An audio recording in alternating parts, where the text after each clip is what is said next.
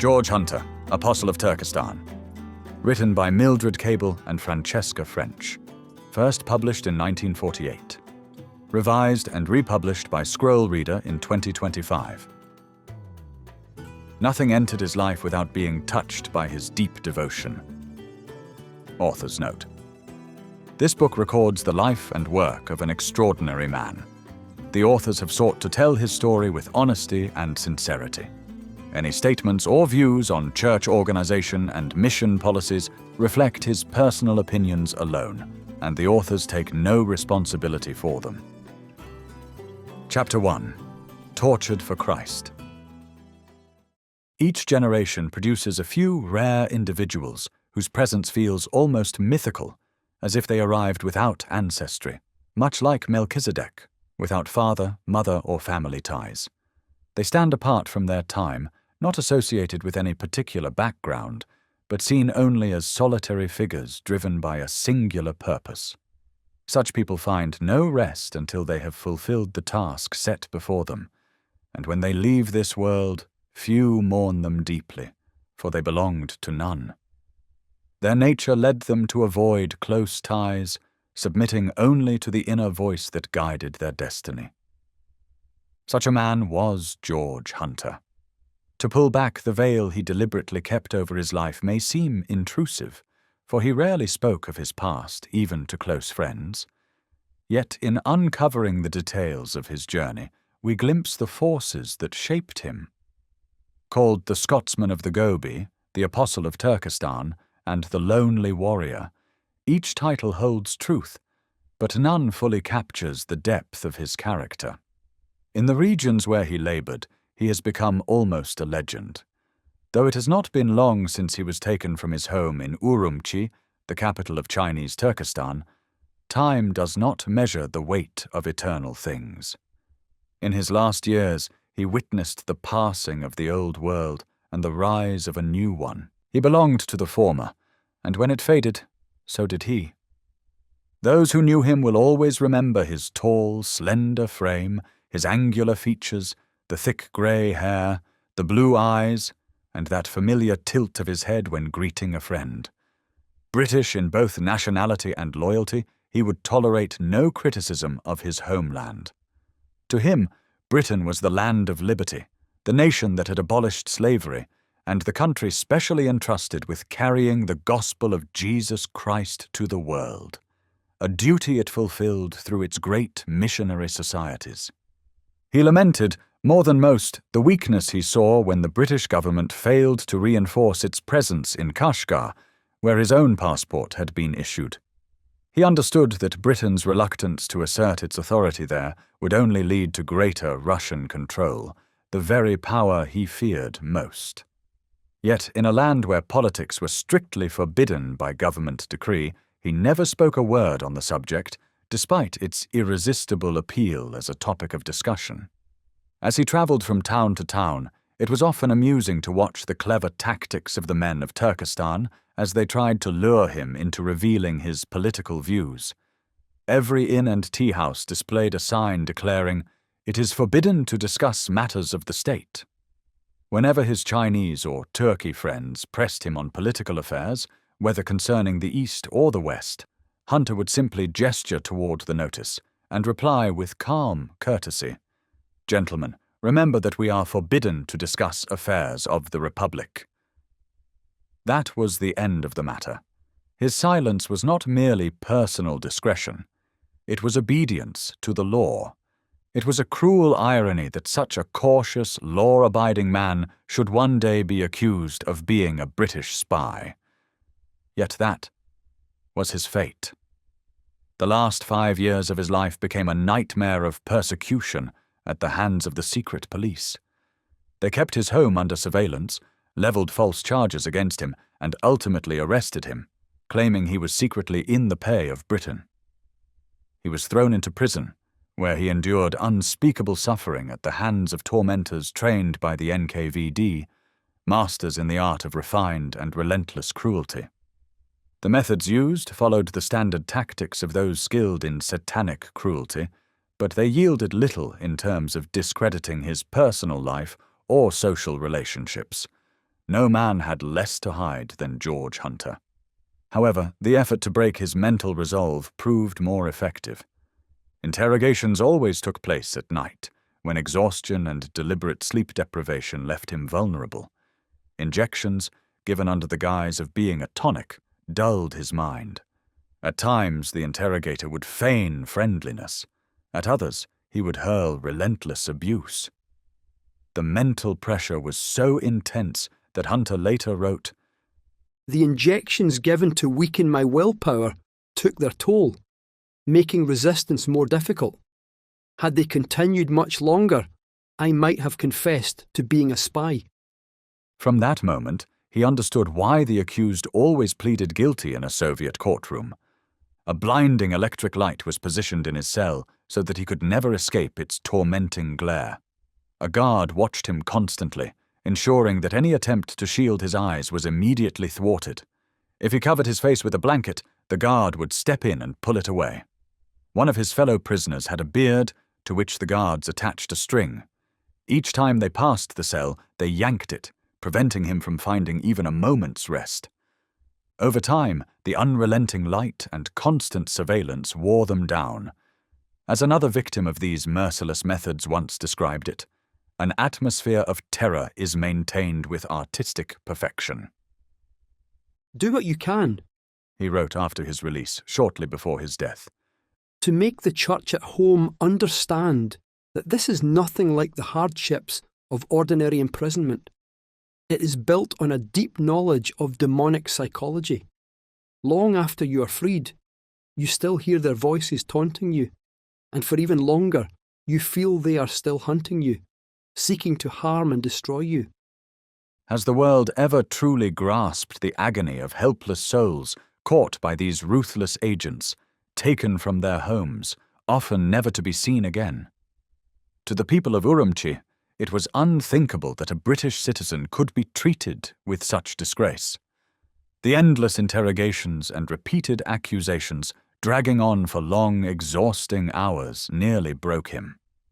Throughout those weary months, his constant request for a Bible was denied, but he had hidden God's word in his heart. Later he wrote, "It is so important that Christians commit these words to memory, for in these days we cannot know what lies ahead." George Hunter knew his God, and nothing they did could shake his testimony. His only answer remained, "I am here solely to preach Christ crucified." Then, just as the trial seemed too great to bear, political shifts in Europe altered international relations. It became inconvenient to keep a British citizen imprisoned without evidence against him. So, George Hunter was released. He walked free, victorious yet broken. He had discovered God's power in a way few ever do, but his spirit had been wounded. When he rarely spoke of his suffering, his voice dropped to a whisper, and his eyes darted about as if enemies still lurked in the shadows. Even after his release, the final humiliation awaited him. The police refused to let him return home, to collect his beloved books, or to look once more upon the place he had labored for so long. Instead, they escorted him straight from prison to the airfield, where he was put on a plane and flown out of Xinjiang into China proper. From there, he slowly made his way northwest again, drawing closer to the border. In this, he found some small comfort, the hope that if Xinjiang ever reopened to the gospel, he would be the first to cross back over, once more proclaiming Christ on the trade routes of Central Asia. On December 20th, 1946, George Hunter died, far from his fellow missionaries, but cared for by faithful Chinese friends. Chapter 2. A Solitary Calling. George Hunter's Journey to Turkestan. The future apostle of Central Asia was marked for a life of solitude from an early age, losing his mother while still a child. Born in Kincardineshire, he spent his early years along the banks of the River Dee. When the call to missionary service took hold of him, he applied to the China Inland Mission, but his request was denied. Undeterred, he turned to other forms of Christian work and spent a period serving with the Young Men's Christian Association. A second application to the China Inland Mission was met with greater favor, and in 1889 he was accepted. Within months, he found himself among a group of young men studying at the Mission Language School in Anqing, a city on the broad Yangtze River.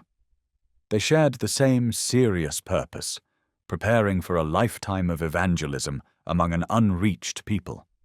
Yet, as time passed, he began to notice how different his perspective was from that of his fellow students. Many of them had come straight from home, eager and enthusiastic to preach Christ in China. He listened as they gave clear testimonies upon arrival, their stories often familiar. I was raised in a Christian home but did not find Christ as my Savior until I was 15. When I surrendered to Him as Lord, I gave my life wholly to His service. Now, after training, I go to China, ready for any task at His command. Hunter observed their zeal, but he also watched as, within 2 years, nearly all of them had fallen in love and married. With marriage came the establishment of homes and families, and for many, the vision of preaching, suffering, and perhaps even dying for Christ in some distant, unevangelized land quietly faded away. To George Hunter, it was incomprehensible to speak of a life wholly dedicated to God's service, only to be so easily diverted into a lifestyle that made true commitment impossible. He had little regard for the missionary home, which in his eyes was nothing more than an English household transplanted into foreign soil, burdened with unnecessary complexities that drained time and energy. He wanted no part of it. The formalities of mission stations, the social obligations of a missionary community, and the central role that home, wife, and children played in a missionary's life were all unbearable to him. Fortunately, his fiercely independent nature became evident before he even left the language school. When the time came for assignments, he was sent to one of the most remote outposts in China's northwest province of Kansu. That appointment, guided by divine wisdom, became the gateway that led George Hunter into the vast unknown of Turkestan. When he finally reached Lanchow, the capital of Kansu, after a grueling journey of many months, missionary work there was still in its infancy. That first trek across China likely opened his eyes to two crucial realities: the immense value of missionary travel and the problems that arose from mission station life. Too often he saw a missionary was tied to one location, becoming the center of every church activity, so that nothing could move forward without him. Hunter may never have put these thoughts into formal principles, but something within him stirred, a deep, unshakable instinct to move beyond the familiar and leave the well-worn paths to others. His hosts in Lanchow, accustomed to boarding young missionaries, were full of kindness. They explained the household routine: breakfast at 7:30, dinner at 12:30, and supper at 7 o'clock, with the expectation of punctuality. Outwardly, he agreed. Inwardly, he seethed. If he was in the bazaar at 7 in the evening, deep in conversation with an interested Muslim, was he really expected to abandon the discussion just to return home for supper and idle conversation? "What are we in China for?" he asked. To eat, to chat, or to walk among the people and reach them? At the same time, his quiet defiance unsettled the order of the household. He was courteous, yet stubbornly unyielding, making it clear that a life bound by schedules and routines was not for him. However, there was one thing he deeply valued in this shared life: the fellowship of prayer and the family devotion to Scripture. But it was evident to all that this arrangement could not last. George Hunter was too strong-willed, too much an individualist to fit into any ordinary household. Before long, he was setting out on long itinerant journeys from his base, establishing temporary centers in key towns. In Hochow, deep in South Kansu, where Islam was strongest, he lived for 2 months, immersing himself in the world of the Muslim people. In Sinning, he encountered Tibetans and took his first lessons in how to approach a lama. At Ningxia, he stood at the crossroads of the great Caravan routes, and in Lanchow, he looked northwest along the vast trunk road leading to Turkestan, already dreaming of the land beyond the mountain ranges. In spirit, he had begun the life of a pioneer. His fascination with the Muslim world took hold of him at once. "When I arrived in China," He wrote, "I knew almost nothing about the presence of a Muslim community there. The first Muslim I met was on the long journey up the Han River between Hankou and Hanchung. Two young men boarded our houseboat and introduced themselves as friends of the late Dr. King. They proudly told me they belonged to the pure sect, the term they always used for their faith. Later, on the overland journey, I noticed that our lead muleteer showed no reverence to Chinese shrines. Instead, he struck them with his whip. From this, I realised he was a non-idolater and therefore a Mohammedan. One evening, while camping in the beautiful mountains near Dangar, I was startled to hear the muezzin's call to prayer ringing out from the village mosque. I discovered that many Muslims lived along the Tibetan border and spoke enough of the language to do business with the Tibetans. Some were even employed by Tibetan lamas as interpreters on official journeys to Peking. The Chinese, reluctant to venture far into Tibet, left these long trading expeditions to the Muslims. In the city of Hochau, their most important centre, the Mohammedans are far more successful in business than the Chinese. They possess a trait the Chinese call jian, a word that seems to mean both cunning and deceitful. One man came to me asking if I could teach him how to make counterfeit silver. When I asked what he intended to do with it, he replied that he planned to use it for trade among the Tibetans. Later, when I mentioned this to a Chinese merchant, he told me that the Mohammedans regularly deceived the Tibetans with false silver. Some of the Hochau Mohammedans are skilled in debate. Once, I remarked that Muhammad could not have been a sage since he had 8 or 9 wives. Immediately, I was countered with the argument that Solomon was a sage, despite having many more. I have also been taunted with the claim that no Mohammedan would ever become a Christian, and reminded that, despite my frequent visits to Hochau, none had yet converted. In Tao Chau, however, I saw how kindness and medical work had softened hearts. The efforts of several women missionaries had gained the trust of both the Muslims and the Chinese. In the inn where I stayed, the innkeeper and his wife were constantly at odds. When the man fell ill, he asked me for medicine to heal him. Meanwhile, his wife asked if there was any hope of his dying. Yet, in both Hochau and Tao Chau, the Mohammedans have shown great gratitude for medical aid. Many have purchased scripture portions in Arabic and Chinese, though the mullahs prevent this whenever they can. During my stay in Hochau, I witnessed how a rebellion begins. It is much like a pestilence in the air.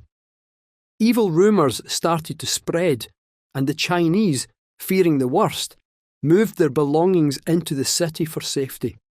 The wealthy Mohammedans had no desire for an uprising, but the lower classes, who had nothing to lose, eagerly seized the chance for looting. These men were incited by the mullahs, who spread rumours that the Chinese were plotting a massacre of the Mohammedans. In response, counter-rumours arose on the Chinese side, fueling tensions until the two groups were consumed with hatred for one another.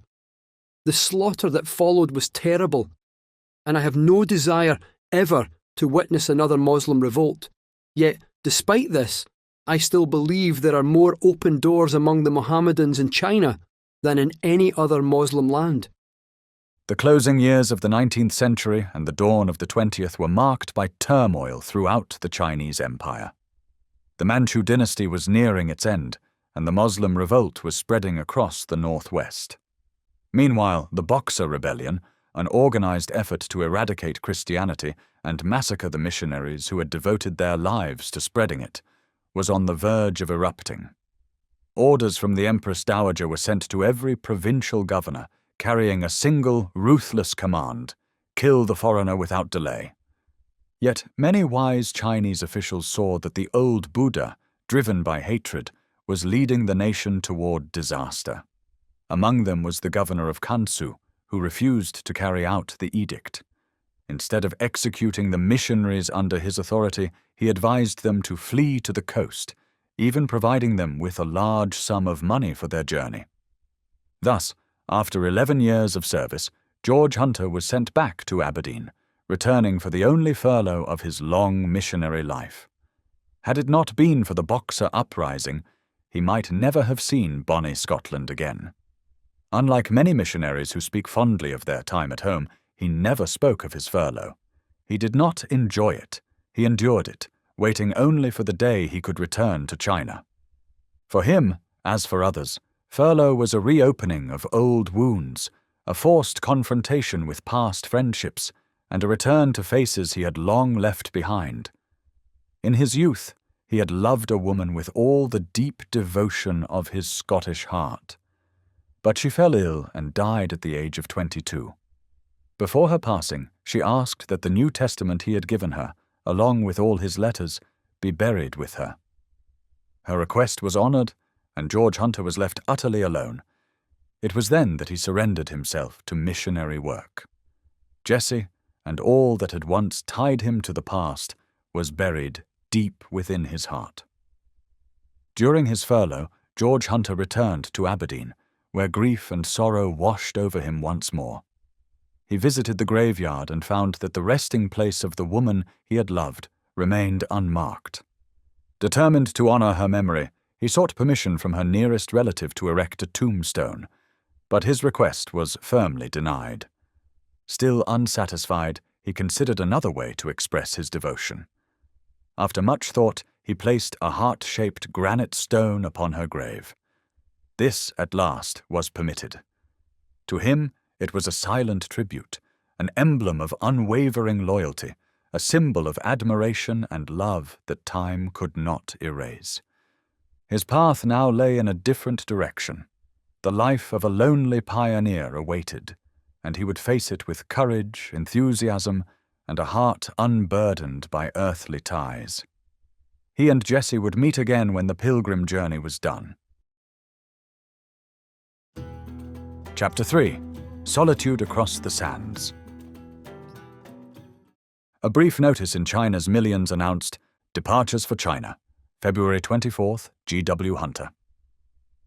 For the last time, he said farewell to home and country, turning his face eastward once more.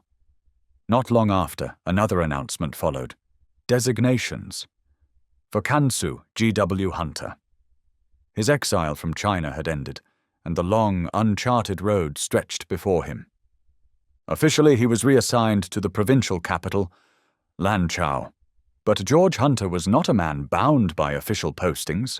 He was unique, too independent to remain within the structure of a missionary circle for long. Soon, he broke away from the confining routines of station life, choosing instead the boundless freedom of the open road. This time, he took the great highway to the northwest, crossing barren deserts and scattered oases, until he reached the gateway of the Great Wall and set foot upon the stony expanse of the Gobi Desert. Here he had space. True space. No longer did he need to worry about stepping into another missionary's territory or asking permission from a so-called superintendent to take long journeys. At last, he was free, gloriously free. He knew he would pay the price of loneliness, but to him, solitude was a small sacrifice compared to the frustration of working within the constraints of convention and hierarchy. The open road was his calling, and he embraced it with joy. In later years, George Hunter often spoke with the authors of this book about the deep discomfort he felt whenever medical needs forced him to return to a coastal town. There, he once again encountered the restrictive routines that had long troubled his spirit. After years of solitude in Turkestan, the crowded atmosphere of a mission compound felt suffocating. Though his fellow missionaries did everything possible to make him feel welcome, he soon left their company to stay with a Russian family instead. Among them, he found not only hospitality, but also help in studying the Russian language. In the unstructured, free-spirited environment of their bohemian household, he felt at ease, unburdened, unafraid, and free from the expectations of mission life. By then, George Hunter had cut all ties that might hold him back. He placed no further restraints on the inner call that urged him forward, to lands where no other had gone before. He could not rest in any place already claimed by a missionary society. He longed for untouched territory, uncharted people, open space, and, above all, absolute freedom. "Time is passing swiftly," he wrote, "and I'm anxious to get a start." At first, his journey led only as far as Tunhuang, 27 stages from Lanchow. There, a telegram arrived from the missionary superintendent of Kansu, ordering him back and reminding him that he was traveling without official mission approval. Reluctantly, he obeyed. But the superintendent soon realized that Hunter was a man who, once called, could not be held back. Before long, he was on the move again. "For some time, my road seemed completely blocked," he wrote. "but now God has graciously opened it up." He told no one of his ultimate plans, but in his heart he had already decided on a great journey, one that would take him beyond northwest Kansu and across the border into Turkestan.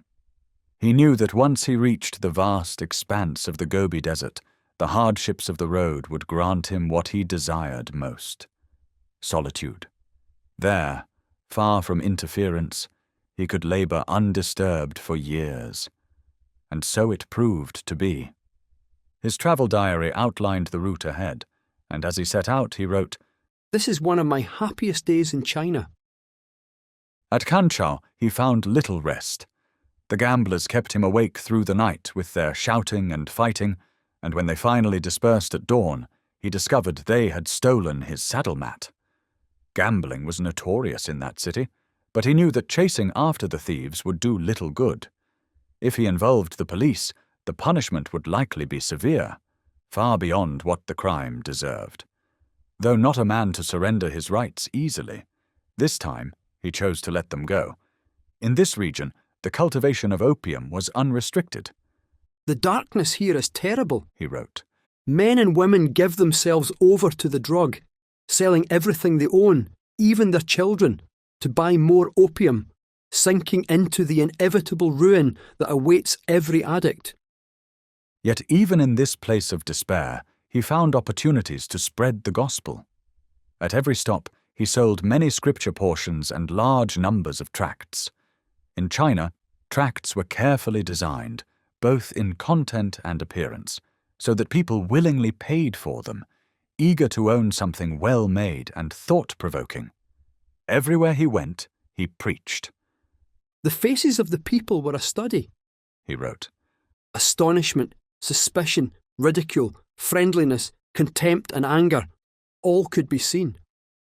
But before he left the district, one man came forward, declaring himself an inquirer and expressing his desire to join the Christian church. A pioneer knows that the message he brings will be judged by his own character and conduct. Hunter, therefore, sought to commend himself to both rich and poor by his sincerity, gentleness, and courtesy. In time, he gained the respect of many, and wealthy farmers in the larger villages welcomed him into their homes, recognizing him as an honest man whose words carried weight. During his stay at the city marking the end of the Great Wall, he recorded spending 5,000 cash, a sum that to him seemed a heavy price for repairs to his cart. At the time, 5,000 cash equaled about 5 shillings, a sum that today would barely buy a handful of nails. But those were the days of cheap labor and plentiful materials. Days of freedom, when a traveler moved without interference from government officials, required no permits, and could even cross borders unquestioned and unhindered. After passing through the gates of the Great Wall and paying the small tax required to leave China proper, he set out on his first journey across the Gobi Desert. Like all desert travelers, he felt the unease that comes with venturing into vast, empty spaces where camel caravans and mule carts are the only means of transport, and the pace never exceeds 3 miles an hour. The journey beyond Ansi was particularly trying.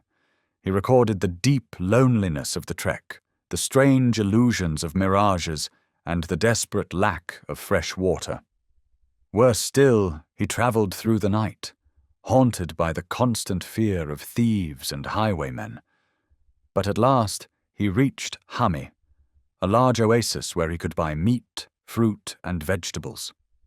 There he stayed at a Muslim inn and unexpectedly met an old acquaintance from Lanchow, a Turkey Muslim who proudly introduced him to his many friends.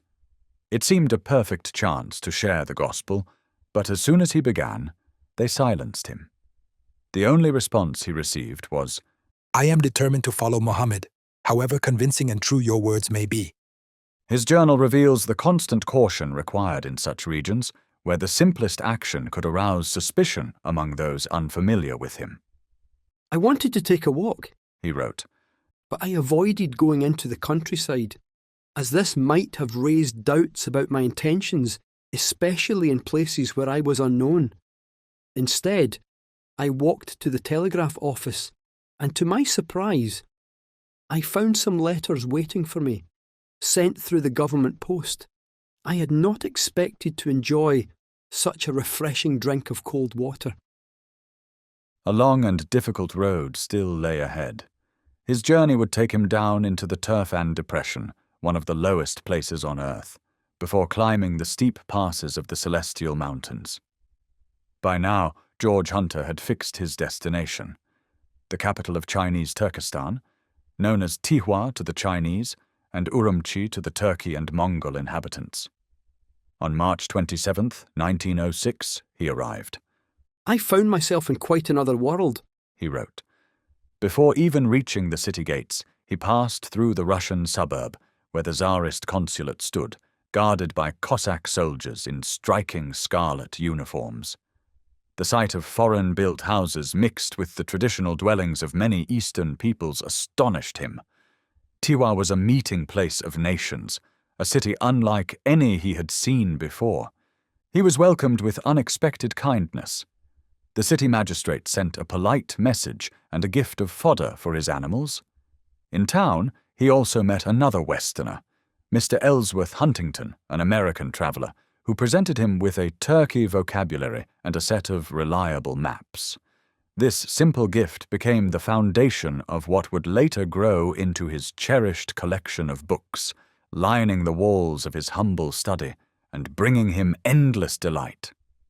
In the streets of Tihwa, he encountered Chinese, Turkish, Mongols, and Russians, all mingling in the busy marketplace. As he observed them, a certainty settled in his heart. This was where God had called him. Here he would make his base. Here he would preach and teach, and from here he would go forth, carrying the name of Christ to those who had never heard it. George Hunter's diaries reflect his reserved and pragmatic nature. They are simple, unembellished records, revealing only what he was willing for the public to know. He wrote regularly to mission headquarters, as duty required, but his journals were never intended to inspire young men to follow in his footsteps. He deliberately kept them factual, listing distances travelled, regions visited, and the number of books and tracts distributed. Yet to those who knew him and watched him at work, these dry records hinted at something far greater, the high adventure and deep spiritual purpose of the missionary calling.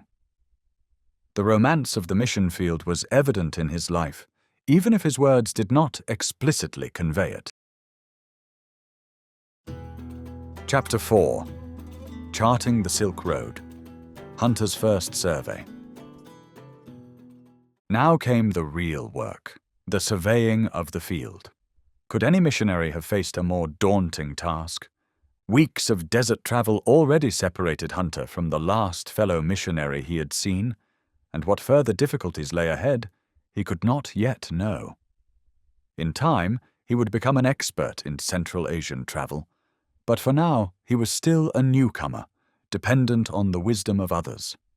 He must have spent hours speaking with Chinese and Turkey carters, gathering knowledge before mapping out any one of the long and uncertain journeys before him. The people of Central Asia are among the most well-traveled on earth. Their entire livelihood depends on the great highways. Trade and transport are their way of life. In every sarai where he rested, Hunter met caravan drivers undertaking astonishingly long and difficult journeys, hauling goods with a patience and determination unchanged since the Middle Ages. Business practices had barely altered in centuries, and travel through these vast lands followed the same rhythms that had once fascinated Marco Polo. Now, George Hunter was swept into this world of medieval adventure, and he was about to experience its hardships in their fullest measure. He had yet to learn the full force of Xinjiang's extreme climate, and how crucial it was to consider the seasons when planning long journeys. A traveler's difficulties could multiply simply by failing to account for the weather. Near the Siberian border, blizzards strike with terrifying force, and every winter lives are lost as men attempt to cross through impossible conditions. In contrast, the midsummer heat of Turfan is nearly unbearable, and anyone with a choice avoids traveling the South Road during that season. Then there is the flood season, when the melting snows turn shallow riverbeds into raging torrents. Many villagers and travelers drown each year attempting to ford these swollen rivers. In his travel diary, Hunter frequently recorded these dangers, often witnessing riders and their horses swept away by the violent currents. His missionary calling would take him into every kind of peril and hardship, but he was no reckless adventurer. Wisely, he learned how to endure difficulty without needlessly throwing his life away. By avoiding unnecessary risks, he was able to continue his work until the door to Xinjiang was finally closed to missionaries. In June 1906, he set out from Urumqi on a preliminary journey. Along the way, he met two Chinese brothers who had encountered Christianity in their youth through Pastor Shi in Shanxi. But after years of living in Xinjiang, they had heard nothing more of the gospel. They welcomed Hunter into their home with warm hospitality, and from that first visit, a deep friendship formed. Their house became a place of refuge, always open to him whenever he traveled through their region. 3 months later, he was on the road again.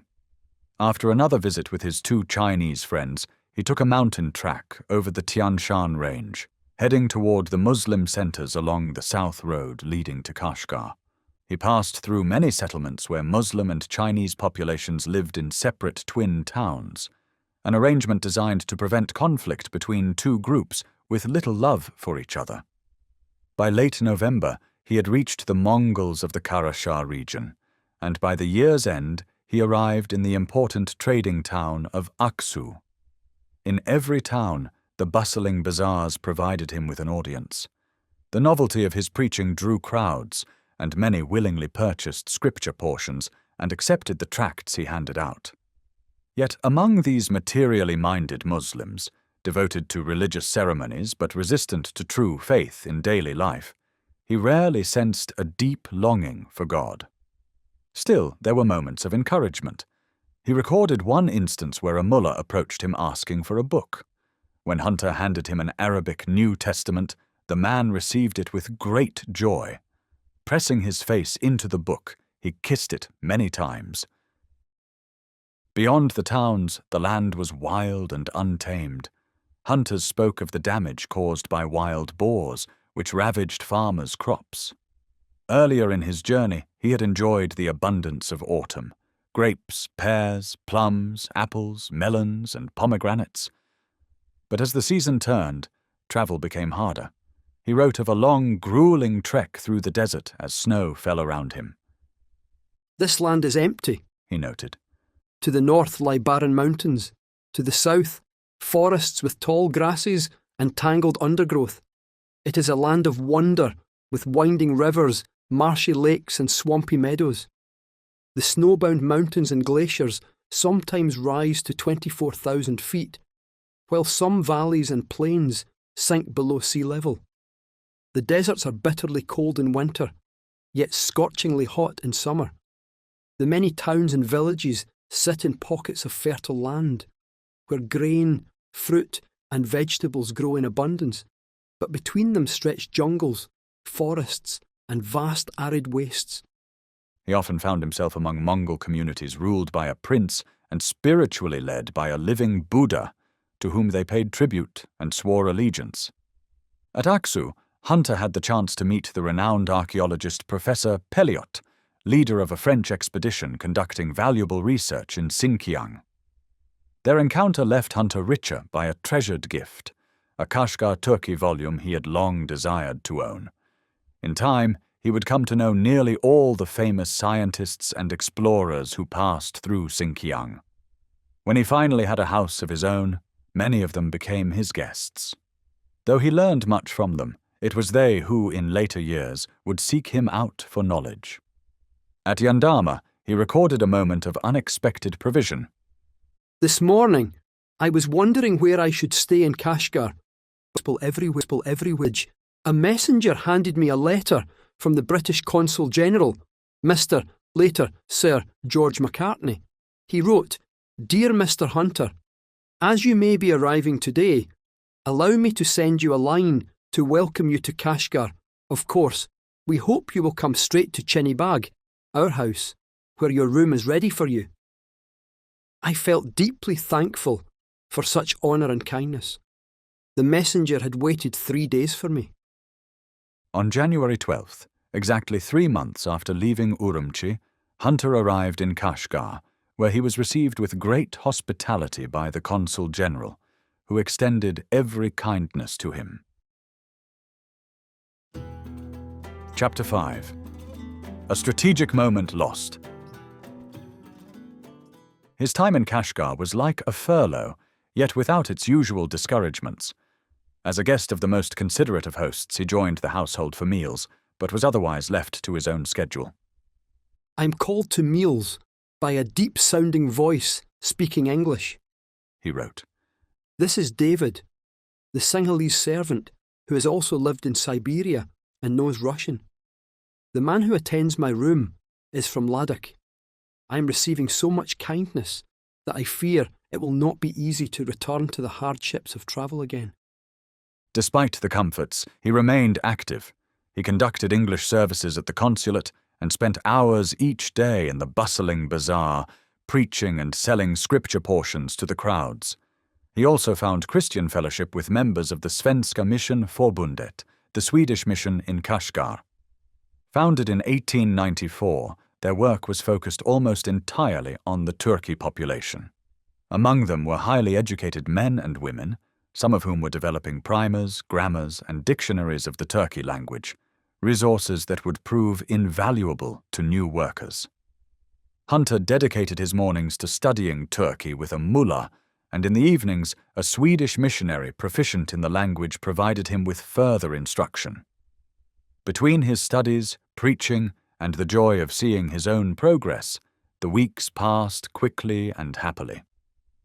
Meanwhile, far away in Shanghai, an important missionary conference had been called. Delegates from the most distant provinces were gathering for discussions, and Hunter received an urgent message encouraging him to attend if possible. Kashgar at least offered better access to transportation than Urumqi.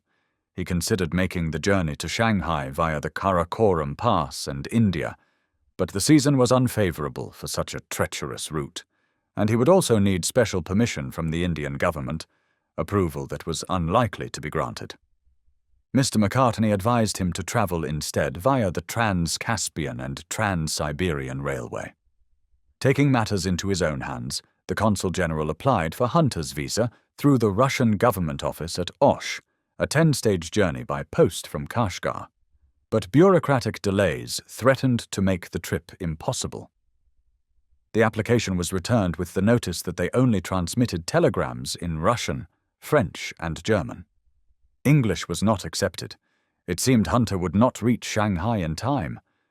Just as he had almost abandoned hope, the Russian consul in Kashgar unexpectedly handed him the long-awaited permission. Without hesitation, he took to the road once more, embarking on another untested and uncertain journey. On March 12th, I left Kashgar. My escort and guide was a native of Yarkand, and we rode 2 mountain ponies. We soon left the cultivated fields and entered the hilly country separating the Tian Shan from the Pamirs. All went well until after sunset, when the darkness became so deep that I could not even see the horse ahead of me. I realised I was getting wet, and gradually the silent rain turned to silent snow. Then a flash of lightning blinded me, followed immediately by a deafening crash of thunder. At that moment, we completely lost the road. Finally, the horsemen managed to find a hut, where we spent the night. The next day brought better progress, and by evening they reached a Kyrgyz encampment. But later, heavy snow fell, and by midday they lost their way again. Although we followed a camel track across a river, we had completely lost our bearings. No sign of life was visible, only the bleak, snow-covered mountains. The only sound was the rushing river. My guide suggested we stay by the river overnight, but by now I had lost all confidence in him. He kept pestering me for more money, though I had already paid him the agreed amount in Kashgar. I checked my map and compass and realised we were heading too far north. I forced him to turn back the way we had come. Eventually we spotted fresh footprints in the snow. Though I feared we might still be off course, we followed them. Darkness was falling, and they desperately needed shelter. We climbed higher into the mountains and looked back. In the distance we thought we saw a farmhouse. Hopeful, we trudged through deep snow. But when we reached the spot, there was nothing, only an illusion, like the mirages of the desert. All that remained were ravines along the riverbank and deep drifts of snow. It was nearly dark now, and we were uncertain whether the path we followed was even the road to Osh. Then, suddenly, a lone rider appeared, a man on a mule. He assured us we were on the Osh road and told us there was an inn ahead. We pressed on through the snow until 9 p.m, when we finally reached a cluster of Kyrgyz tents. There, we found warmth, a fire, and shelter from the storm. My hostess offered me a cup of milk, and I left Turkey Gospels with the people before retiring for the night. Several grueling days of travel still lay ahead before they finally reached Osh. On the 12th day after leaving Kashgar, Hunter took a Russian tarantass to Andijan, where he boarded a train bound for Orenburg. From there, he connected to the Trans-Siberian Railway, traveling eastward through Omsk, Tomsk, and Harbin. George Hunter arrived in Shanghai just in time for the opening of the Missionary Conference on April 25, 1907. In his diary, he recorded his thoughts. I was glad to meet many old friends, but too much of the conference focused on the already evangelized parts of China, while vast, untouched fields received little mention. The Shanghai Conference was widely regarded as one of the epoch-making gatherings of the time. Years of preparation had gone into it. Secretaries had sent out extensive questionnaires, and typists had compiled endless reports. The financial cost had been immense. Funds were spent not only to bring overseas delegates, but also to transport missionaries from all over China to this great assembly. A vast gathering of Western missionaries filled the hall. Chinese believers had not been invited to participate as delegates. They talked, debated, strategized, and drafted resolution after resolution. Some would be acted upon, but many more would be left on the table, awaiting an uncertain future. Hunter sat among them, listening. Yet, despite his first-hand knowledge of China's vast frontier lands, the conference leaders never sought his insights. Though they mentioned Xinjiang and its surrounding regions as potential mission fields, no real action was taken.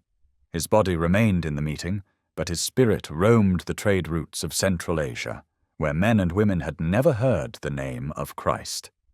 To him, the call was not to talk about opportunity, but to seize it, to buy it up before the door closed forever, to preach Christ to men and women who had never heard his name.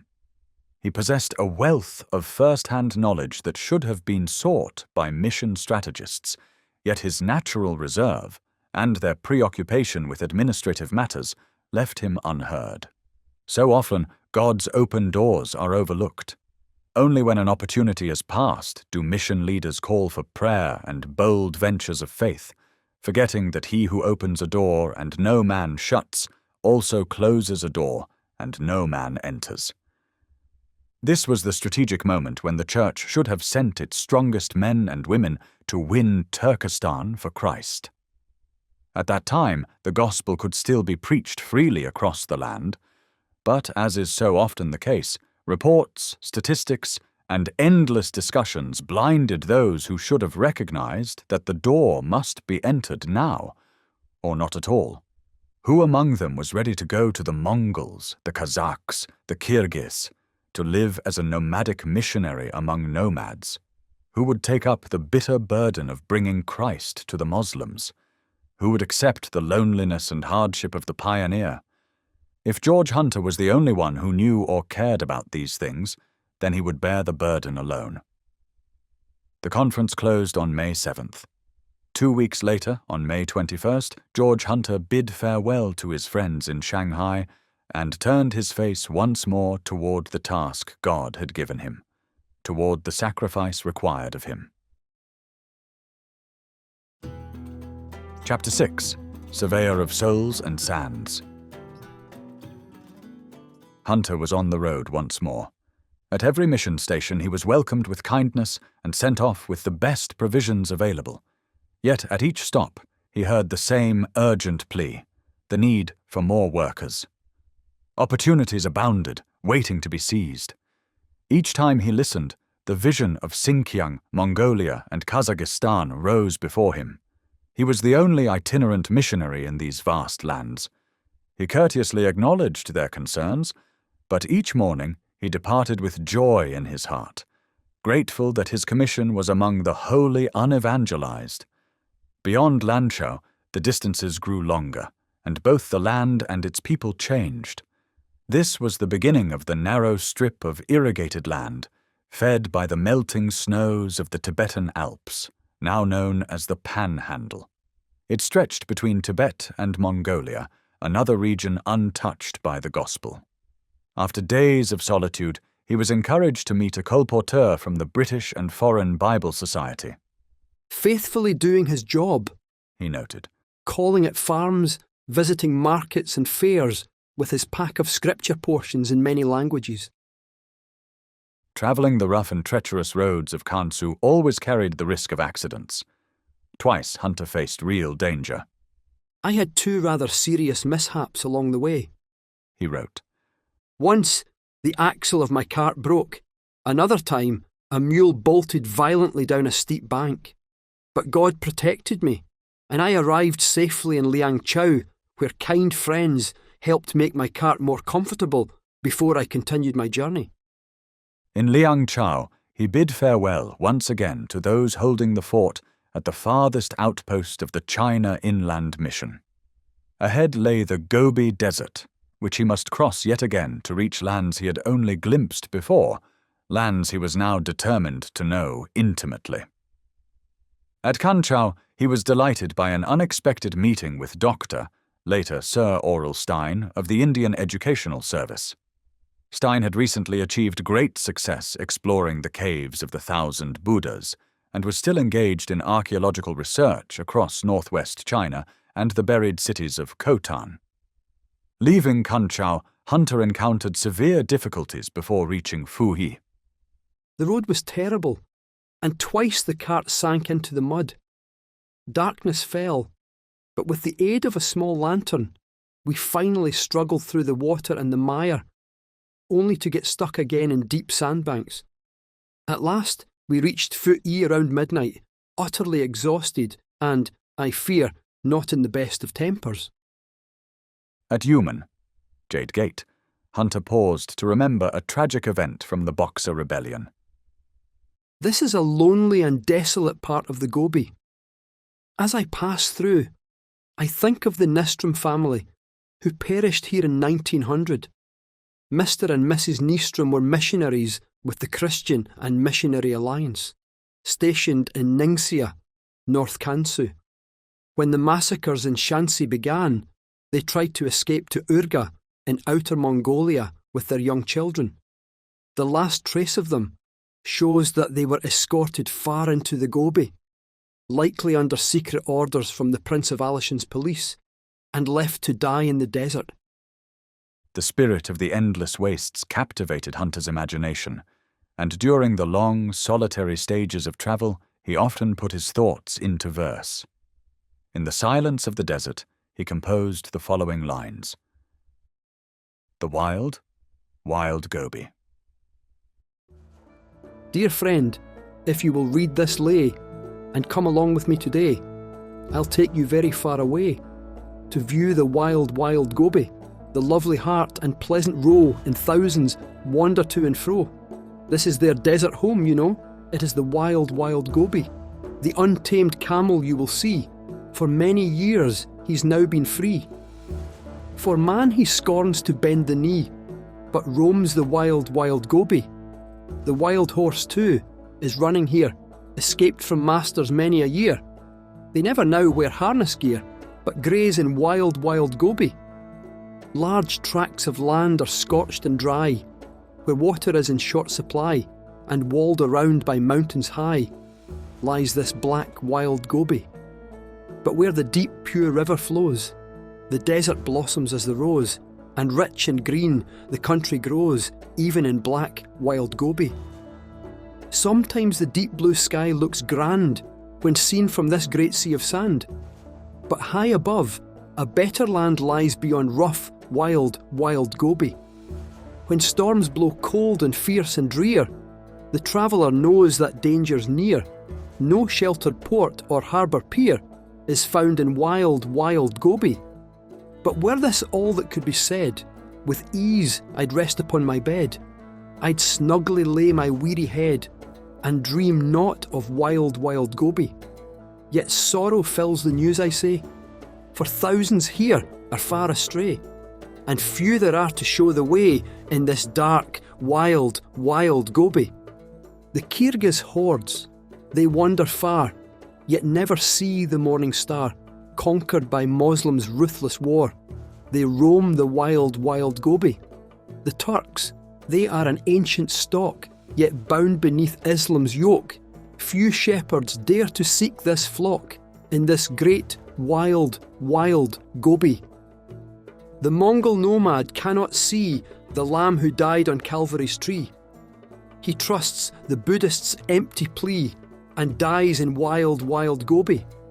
The Chinese people fill the land with dusty idols close at hand. They never hear the gospel's sound in this far, wild, wild Gobi.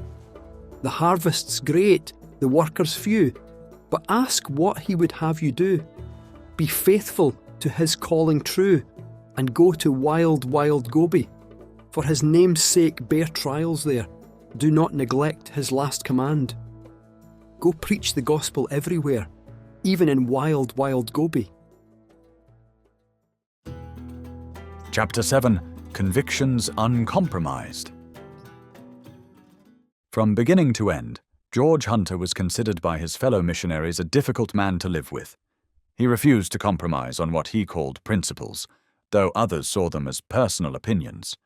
In the early days of the Lanchow Bachelor Mission House, he was often at the center of conflicts, stirring heated discussions with his strong words and actions.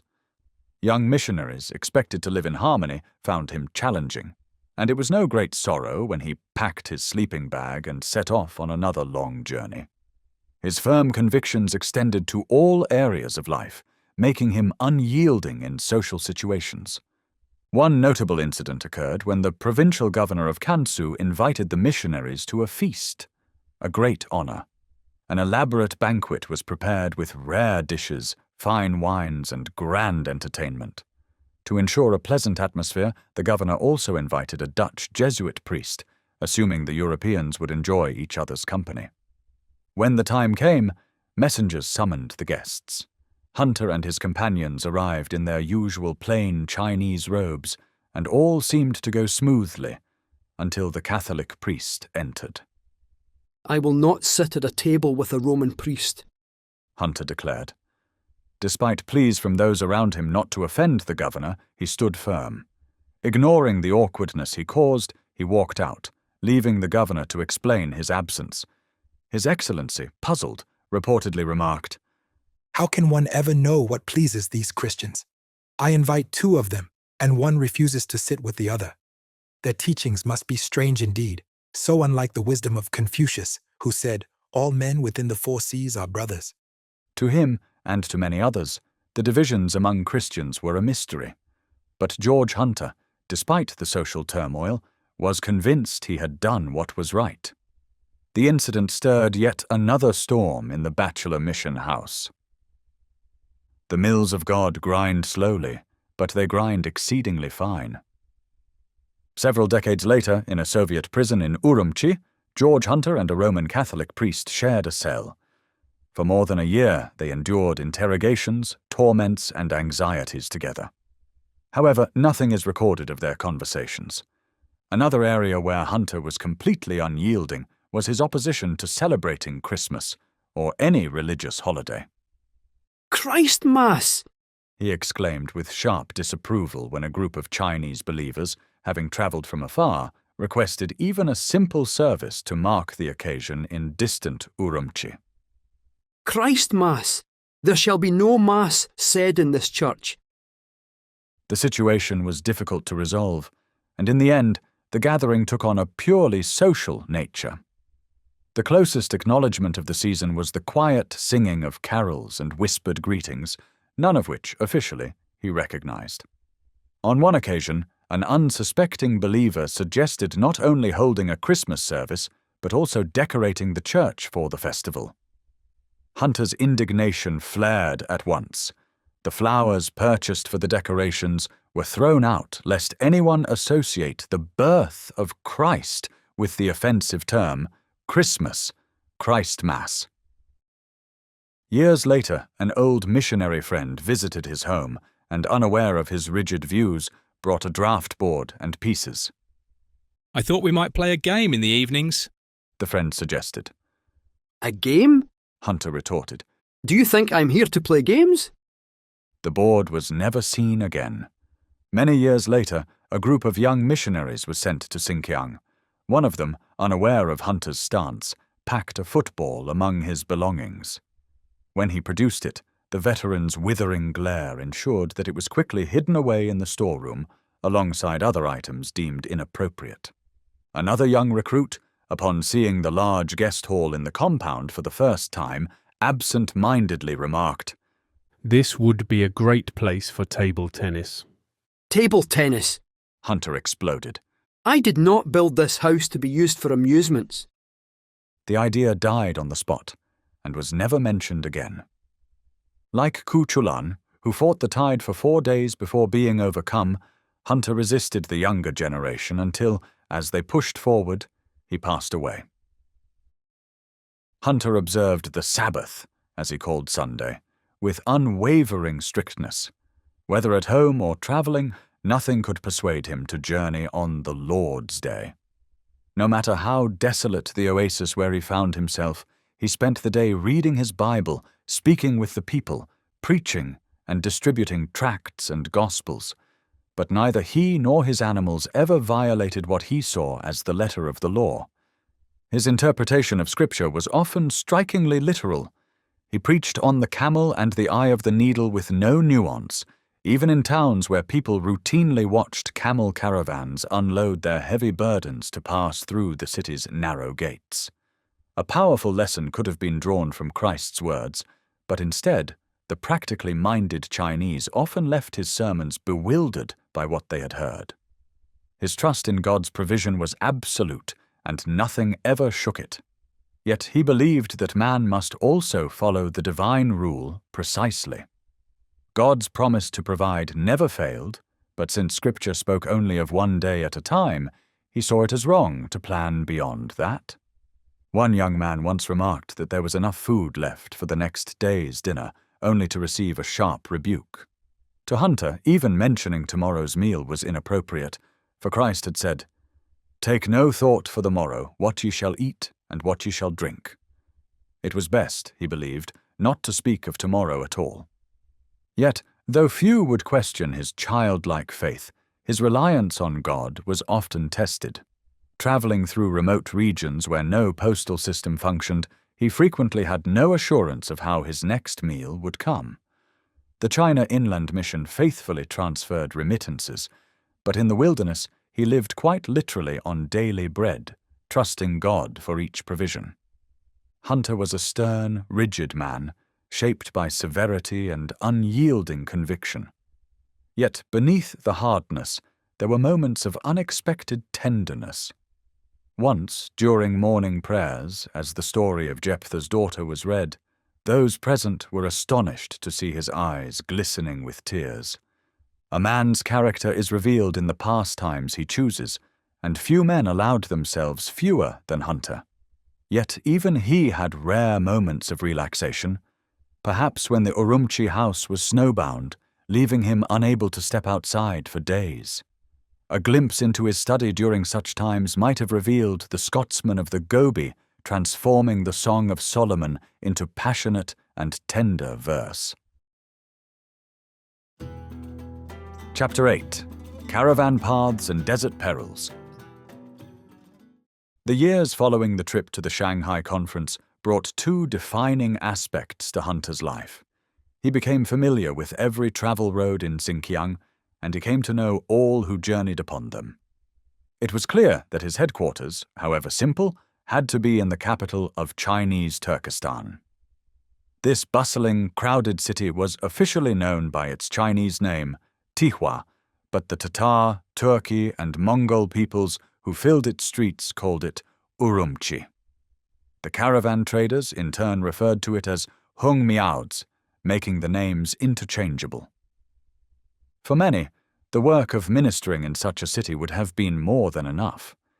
But Hunter's passion for reaching untouched peoples drove him beyond the capital. He sought out those who lived in remote desert camps and hidden valleys of the unexplored mountains, people who concealed themselves with the skill and wariness of wild creatures. Hunter's travel journals take the reader along little-known roads, where the only Europeans he encountered were scientists engaged in specialized research. At Lotui, I met Professor Mergbacher and Dr. Jober, who were exploring the Tian Shan Mountains. I continued my journey northwest, travelling mostly downhill to the city of Manas. Leaving there, I made an early start, having heard that the Manas River, which I needed to cross, was less swollen in the morning and therefore easier to ford. But when I reached the riverbank, I found myself facing a wide, rushing current. Attempting to cross alone would have been reckless, so I waited. After some time, 4 Muslim horsemen arrived. I asked them about the pilot cart, but they were too focused on their own crossing to offer much help. I watched as they entered the river. At first, they made steady progress, and one man reached the other bank safely. But the others soon found themselves in trouble. Their horses lost their footing, and for a moment it seemed that both men and beasts would drown. After much floundering and struggle, they managed to keep their horses' heads above water and support one another until, at last, they all made it across. Thanks to the pilot cart, I too crossed safely. Later, in conversation with the oldest of the men, I reminded him how close he had come to death. He turned to me and said simply, "If God wills it, I shall die. If not, I shall live." A brief but striking summary of the Muslim view of life and of God.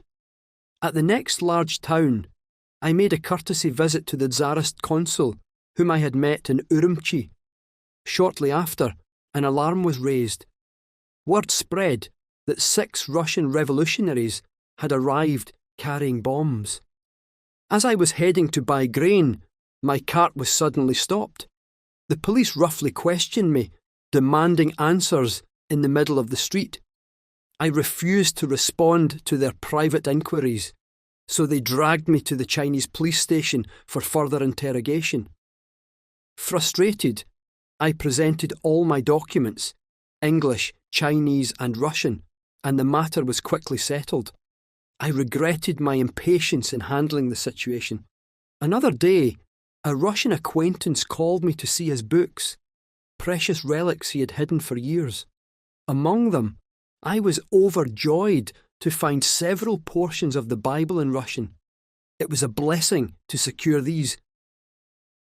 He continued his journey to Sin Sihu, New Western Lake, entering Mongol territory. A Mongol arrived early, bringing a gift of 2 watermelons and asking for Mongol books. Today, I sent my card to the prince, and he returned his own. His name is Payaer, though the Chinese call him Prince Pa. Later, he reached Totoke after travelling 53 miles with scarcely a soul in sight, passing only 2 or 3 houses along the way. At times, the road wound through a tunnel of towering willow grass. At others, it led through a forest of desert poplars. In the thick willow grass, swarms of mosquitoes filled the air, and I hurried to reach shelter before nightfall. While making my way through a particularly dense section, I suddenly found the road submerged beneath a deep sheet of water. There was no way around it. I had to push forward, uncertain of its depth. As I advanced, the still water turned into a rushing current. The riverbed was uneven, and one of my mules stumbled into a deep hole and collapsed. I waded into the water, struggling for some time, before managing to set both the mule and cart upright again. The mosquitoes were relentless. My hands were occupied with the cart, leaving my face completely exposed. It burned as if scorched by fire. That night, perhaps for the first time in my life, I thanked God for the moon. I was relieved to finally reach shelter and slip behind my mosquito curtains. The next stretch of his journey took him over shifting sand mounds to Sand Fountain, a difficult route. For the past 2 days, the sun has been blazing. To spare my animals, I walked much of the way over the mounds. By today, exhaustion set in. I could hardly sit, let alone lie down in the cart. This morning, I either forgot or lost my water bottle. The thirst was terrible, and my mouth became unbearably dry. I tried to ease it by sucking on lump sugar, but the sugar refused to melt. When it finally did, it turned to glue in my mouth. It was a great relief to leave the dry, sandy wilderness behind and arrive in Chinhuating, where trees and flowing streams offered rest and refreshment. I've been rather unwell and have relied on a kind Mohammedan for milk, as it was the only thing I could take. A few days later, he wrote, I'm much better today, and preached both in the city and at the bazaar outside the town. I faced some opposition from a man from Tientsin. These Tientsin businessmen are common along the northern side of the Tian Shan. Some were once boxers, and nearly all have stories of conflicts between Protestant and Roman Catholic churches in their home districts. Most of them belong to a society called Tsai Li, which forbids smoking opium or tobacco, as well as drinking wine. Yet, despite these rules, many are known for their fighting, gambling, and immoral behaviour. Today I met my old Turkey servant Jacob. He wants to go to ILI, and since I'm still not feeling strong, I asked him to travel with me. However, Jacob proved unreliable. I trusted Jacob to guide me across the Chinhuating River, but we had not gone far before both he and the mule got beyond their depth. I shouted for him to turn gradually with the current, as the mule could not pull the cart against such a force of water. But instead, he turned too quickly, capsizing the cart in the middle of the stream. For a moment, everything seemed to be floating away. I waded into the rushing water, righted the cart, and carefully guided the mule along with the current. The strength of the water caught me by surprise, and Jacob was astonished that we managed to escape so well. We pressed on another 43 miles, mostly through towering willow grass, until we reached Tahoyan, where we finally had a chance to dry our bedding. A few days later, they arrived at Sitai, where the northern and southern mountains nearly meet. The landscape of mounds and narrow valleys made it an ideal hiding place for thieves. As the sun was setting, a man on horseback suddenly rushed out from one of the valleys and rode up a steep mound ahead of us. At once, I suspected he was a mounted robber. He watched us for some time before disappearing back into the valley, soon returning with another rider. Dusk was falling as we wound our way through deep gorges. I was thankful for Jacob's presence, not that he could offer much defence against robbers, but at least I was not alone. The men followed us from a distance, watching closely. Thankfully, we made it out of the gorges before nightfall and found a good road with a slight decline. The animals moved swiftly, and we soon left the ominous figures behind in the lonely mountains. By the time we reached the stage, darkness had fully set in. The large inn was already crowded with carts and travellers, but a man in the street offered to guide me to the military camp so I could report the suspicious men we had encountered. We knocked at the camp door and called for them to open, explaining that I had urgent news to share. They refused, and instead they set their guard dog upon us. My guide was powerless to protect me, and I was badly bitten on the arm. The soldiers, fully aware of what was happening, did nothing to call off the beast. Had it not been for the man with me, I might have been torn to pieces by the ferocious animal. Later, I found an inn by the lake. As I lay there, I could hear the waves breaking upon the shore, a sound that reminded me of the distant coasts of home. But tonight, my body is weary, my arm aches from the dog's bite, and my spirit is troubled. My heart is out of tune, and I fear my prayers cannot rise in harmony with the waves to praise the Lord of heaven and earth and sea. Chapter 9. Faith Amidst Flames and Factions.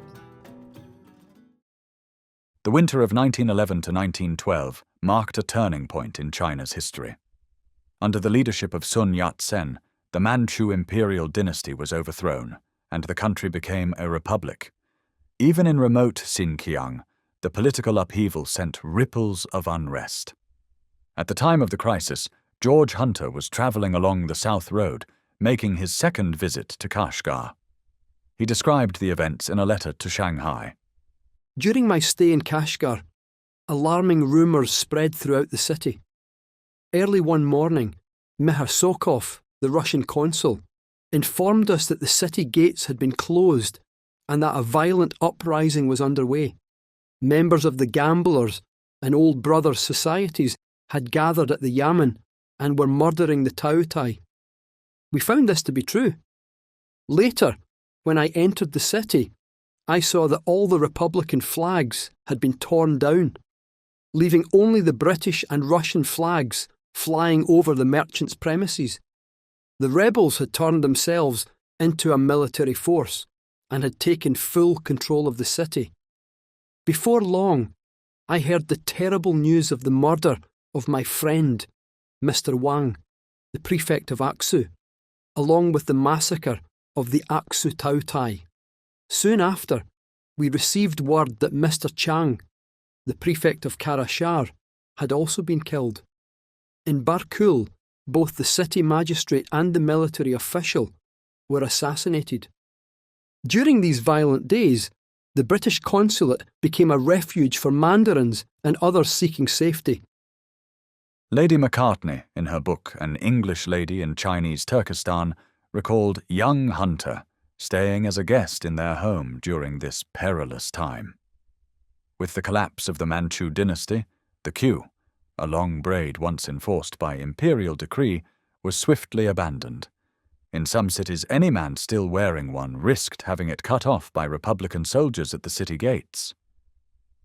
She wrote, Mr. Hunter was dressed in a full Chinese attire, with his own hair in a pigtail. My husband insisted that he cut it off and dress as a European, fearing that he might be mistaken for a Chinese and killed.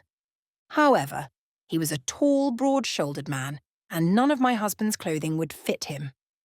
So we sent to Mr. Hogberg, who was of similar build, and borrowed a suit and a hat. Thus, we transformed Mr. Hunter into what he truly was, a splendid Scotsman.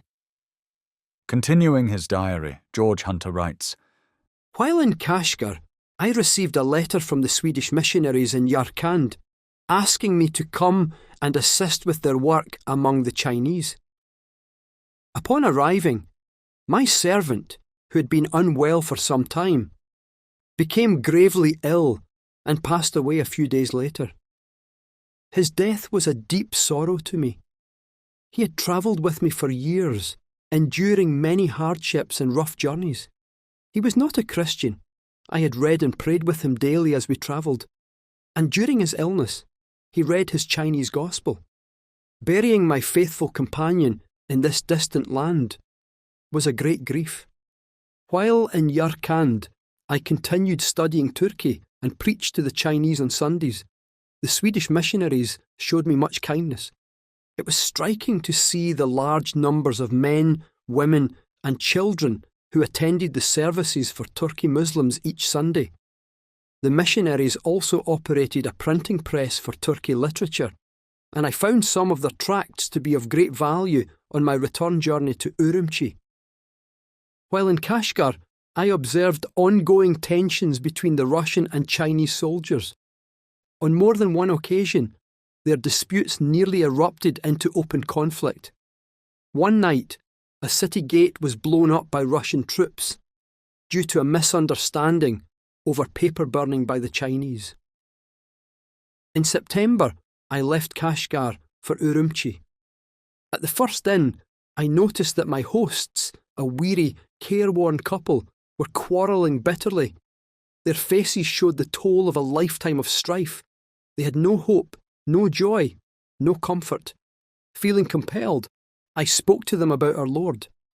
The old man acknowledged, as all Muslims do, that Jesus is coming again. So I sang to them, in Turkey, the hymn, Jesus is coming again. They were astonished to hear this from an infidel and seemed deeply moved.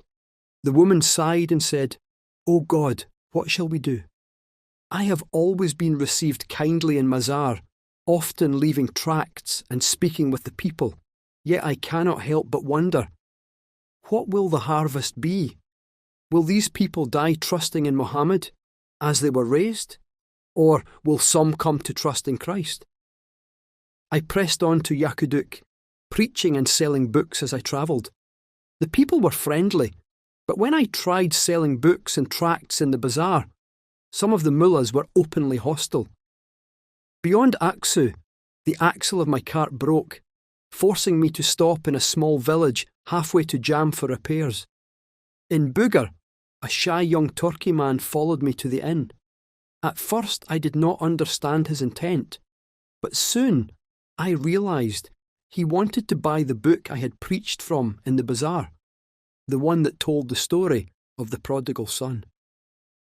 I next visited Korla, where there is a Chinese Muslim who knows the gospel well and is always very kind to me. Perhaps he is a secret believer. It was a windy day, making travel difficult. While trying to turn the cart around, a strong gust overturned it and my boy's turkey cap was carried off. He chased after it like a roe, keeping up as long as it stayed near the ground, but when it rose toward the clouds, he had to give up the pursuit. I was deeply concerned about the cart and prayed that the animals would stay still until I could unhitch them, as I feared the wind might carry the cart away as well. The boy, however, seemed more troubled about his lost cap and began telling me its price. With great difficulty, we managed to turn back and take a longer route around the base of the mountain. I walked ahead of the animals to shield them from the wind, and since the cart was now uncovered, it was easier to pull. The next day, the wind remained high and bitterly cold, so strong that stepping outside was nearly impossible. Carrying mail in this troubled province is a perilous task. The roads are unsafe, and 2 of our own mail carriers have been murdered recently, while others have suffered severe wounds. These men must travel through the most dangerous regions, crossing deserts at all hours, in all kinds of weather, and are constantly at risk. While on the road, I heard alarming news. Our landlord's shop had burnt to the ground, and my own house had nearly been destroyed as well. Upon reaching home, I found this to be true. The front boards of our bookshop and preaching hall were charred black, and the building directly across the street had been reduced to ashes. A kind Turkey Muslim, a watchmaker, had saved my house by using a small water hose. The fire had started at midnight on the opposite side of the street, and the strong wind carried the flames toward us. The wooden fronts of nearby shops burned away, and it seemed inevitable that our place would be consumed next. Then, something remarkable happened. The wind suddenly changed direction, blowing the fire away from our side. All the neighbours spoke of it, saying that God Himself had spared my house. This is the second time in Urumqi that we have escaped destruction by fire. Chapter 10. When 2 paths converged. Hunter and Mather. Hunter had trained himself to live in complete detachment from Western interests. By nature he was reserved, slow to share the deepest matters of life with others. Now he lived among men for whom the most vital aspects of his Christian faith were either idle curiosity or a source of jest. When he prayed, it was the lonely lifting of his heart to God. When he murmured a hymn, there was no one to join him in praise. When he rejoiced, it was in solitude. When he faced disappointment, no fellow soul shared the burden. For nearly a decade he lived alone. His isolation became so complete that even the natural longing for companionship faded. Among the Westerners he had met, he found no one suited to the life he had chosen. It never occurred to him to seek friendship among the people of the land. The kind of companion he would have wanted was one entirely loyal to the China Inland Mission in spirit, yet detached enough never to bring Turkestan under formal mission control. He valued liberty above all, freedom of movement, freedom of decision. If ever an attempt was made to impose plans or oversight upon him, he would simply mount his horse and vanish for months at a time. Was there any man, he asked himself, who could truly live by the apostolic declaration, "This one thing I do"? If such a man existed, he had yet to find him. This was George Hunter's view on the matter, but God, who has declared that it is not good for man to dwell alone, was already preparing, in ways unknown, a fellow worker who could meet the unusual demands of such a life. At that time, a young man from Fleetwood, Lancashire, was travelling from village to village in Anhui province, preaching as he went. Unknown to him, God was shaping his heart and mind for an unexpected future. During one of his brief stays at the mission station between his journeys, he attended a weekly prayer meeting where missionary journals were read. Among them were the writings of a pioneer missionary describing strange and difficult experiences in Chinese Turkestan. That missionary was George Hunter, and the young man listening was Percy Mather, 2 names that would one day be linked in an extraordinary missionary partnership. At the same time, Percy Mather's thinking was being stirred by missionary methods. St. Paul's or Ours? By Roland Allen. This book deeply influenced him, challenging traditional approaches to missions. From the moment he read it, he refused to be addressed by the usual missionary title, which translated as pastor. Instead, he was simply Mr. Mather. He resolved that his ministry would not be confined by the customs and structures that so easily became rigid rules in mission work. He would preach Christ wherever he went, free from conventional methods. By this time, he was no longer a newcomer to China. He had gained enough experience and language skill to form his own convictions about the relationship between missionaries and Chinese believers. How much care do converts really need? He would often say in later years. They have the same Lord, the same Holy Scriptures, and the same Holy Spirit as we do. We relied on these for our spiritual growth. They must do the same. The writings of George Hunter gripped his imagination, and over time the conviction grew that this was the work to which God was calling him. Studying the map, he saw that Chinese Turkestan lay in the very heart of Asia, beyond the borders of China proper. Yet the prospect of hardship and isolation did not deter him. Still, such a decision could not be made lightly. After much prayer and careful thought, he wrote to George Hunter in Urumqi, expressing his sense of calling and offering himself as a companion in the difficult pioneer work ahead. George Hunter, ever the cautious Scot, reacted to Percy Mather's offer with skepticism. He assumed the young man had been caught up in the excitement of adventure without fully grasping the harsh realities of life in Turkestan. What if Mather joined him, only to find the extreme hardships unbearable? A life without the comforts of home and family was not for everyone. Hunter knew all too well what might happen. He had seen men falter before, and in the conditions they faced, there was no place for a woman. If a married missionary couple were to settle in Urumqi, it would inevitably change everything, forcing Hunter to relinquish it as his base of operations. So he wrote Mather a direct and honest letter. He warned him that life in Turkestan was severe, that food supplies were unreliable, and that there would be times when survival itself was at risk. He made one thing absolutely clear. This was a life for a celibate. If Mather wished to come, he must commit to remaining unmarried. To Hunter's surprise, Mather accepted the conditions without hesitation. He made his decision and raised no objections, not even on the marriage question. Without delay, he wrote to the leadership of the China Inland Mission, requesting to be transferred to Turkestan. As Hunter waited for their meeting, he often questioned whether he had done the right thing. Had he been too quick to consider this unknown young man's offer? Would Mather endure, or would the relentless isolation eventually prove too much for him? If he failed, all of Hunter's sacrifices and years of self-discipline might amount to nothing. In the early summer of 1914, George Hunter, the pioneer missionary of Xinjiang, travelled southward to meet Percy Mather. Mather, accompanied by his escort, Arthur Moore, had been making his long journey stage by stage and was now approaching the gateway of the Great Wall, soon to enter the Gobi Desert. The moment of their first meeting arrived, a moment upon which so much of their future happiness would depend. As they looked into each other's faces and clasped hands, all hesitation vanished. From that hour, an extraordinary and steadfast relationship was formed, built on absolute sincerity, deep mutual respect, and unwavering trust. Though they often disagreed, no one could ever come between them.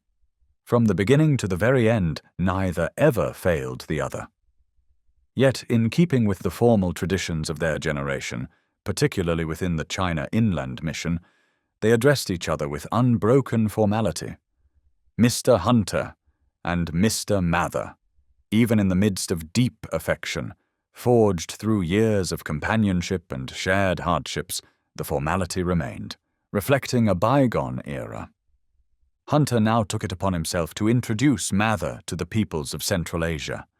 Together they travelled far and wide, encountering Mongols, Tibetans, Turks, Russians, Shantus, Hassas, Indians, and Manchus.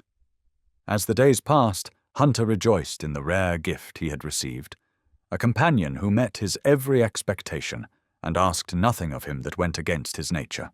For Percy Mather, the change was profound. Reflecting on his earlier years in China, he wrote with the joy of one who has found his true calling. Truly, God plucked me out of Anhui. Many times the two men repeated to each other the words that summed up their partnership. Blessed be God, who only doeth wondrous things.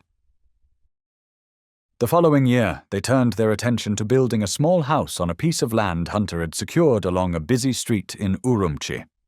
As they discussed their plans, they agreed it would be best for each to have his own house, a place where he could live independently, receive guests freely, and spend his leisure as he saw fit. Years later, a Turkey scholar described the building of those houses in a way that made it sound like a dramatic struggle. That bothersome old man, He said, referring to Hunter, insisted on having everything his own way, and of course the young one had to give in. They worked from early morning until late at night, making mud bricks, mixing mortar, and laboring alongside the 2 or 3 Turkey masons they had hired. In the end, 2 modest 3-roomed houses stood side by side. Built from sun-dried bricks, their interiors were simply whitewashed. Yet the greatest point of pride for both men was the windows. Unlike the usual paper coverings common in the region, these windows were fitted with small panes of glass, ingeniously repurposed photographic plates purchased from the local photographer and prepared for use by Mather. Chapter 11. Crossing Tongues, Hunter's Translation Quest. George Hunter, a simple and unassuming man, possessed a wealth of first-hand knowledge. Though he never sought recognition, learned men honored him, and many whose names would become world-famous acknowledged that they had much to learn from this plain pioneer missionary. Yet he knew that the commission which had sent him on his great journey was far more significant than any that had brought others from Western lands. With every faculty of his being, he set about fulfilling it. The trade routes converging at Urumqi stretched in many directions. The northwest road led into Siberia at Chuguchak, while one branch veered eastward, winding through the Tarbagatai hills to the Altai Mountains, crossing the Irtish River into Outer Mongolia. This trek provided a rare opportunity to live among the rugged tribes of northern Mongolia. Another route branched westward toward the fertile oases of Kulja and Alma-Ata. Hunter had already begun exploring the southern trade routes, but the mystery of the Barkul Range beckoned him. What lay beyond those beautiful snow-capped peaks? He had once traveled the road to Kashgar, yet even further south lay the path across Lob, another journey he felt compelled to undertake. His travel equipment was as simple as his life. He carried only the bare necessities. He never owned a camera or a typewriter. His journals were written with a stylo pen on the thin pages of an old-fashioned carbon copybook. He had no remarkable linguistic talent, nor did he attempt to master the many languages spoken along the trade routes. Instead, he sought only to make himself understood, in as many as possible. Hunter arrived in Xinjiang with a working knowledge of Chinese, and his first stay in Kashgar provided an opportunity to begin learning Turkey. Life among the nomads soon taught him enough Mongol and Kazakh to make himself understood. However, when he reached Kulja and the surrounding oases, he encountered a language that was entirely unfamiliar. It was neither Chinese, Turki, Kazakh, Mongol, nor any of the Tatar dialects spoken along the Siberian border. Some Buryats lived in the area, but their language differed from this one. Intrigued, he inquired about it and discovered that the people were speaking Manchu.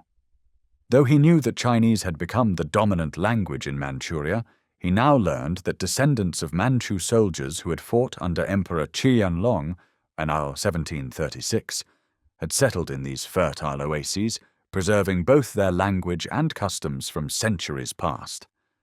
Surrounded by so many distinct ethnic groups, most of whom had little access to the gospel, Hunter became increasingly burdened by the need for a Kazakh translation of scripture. The challenges were immense, and he knew his knowledge of the language was not yet sufficient for such a task. He had heard that a Kazakh-speaking Russian had once attempted a translation of a gospel, but despite diligent searching, he could not locate a copy. He committed the matter to prayer, urging his heart to be patient, yet watchful for God's leading.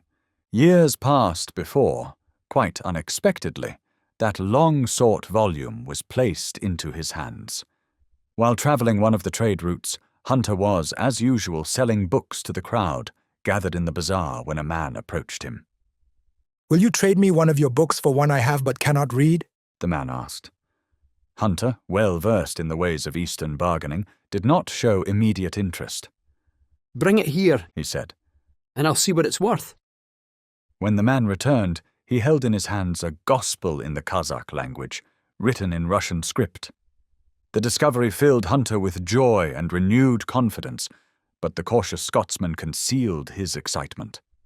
The man walked away believing he had gotten the better deal, never realizing the treasure he had placed in Hunter's hands.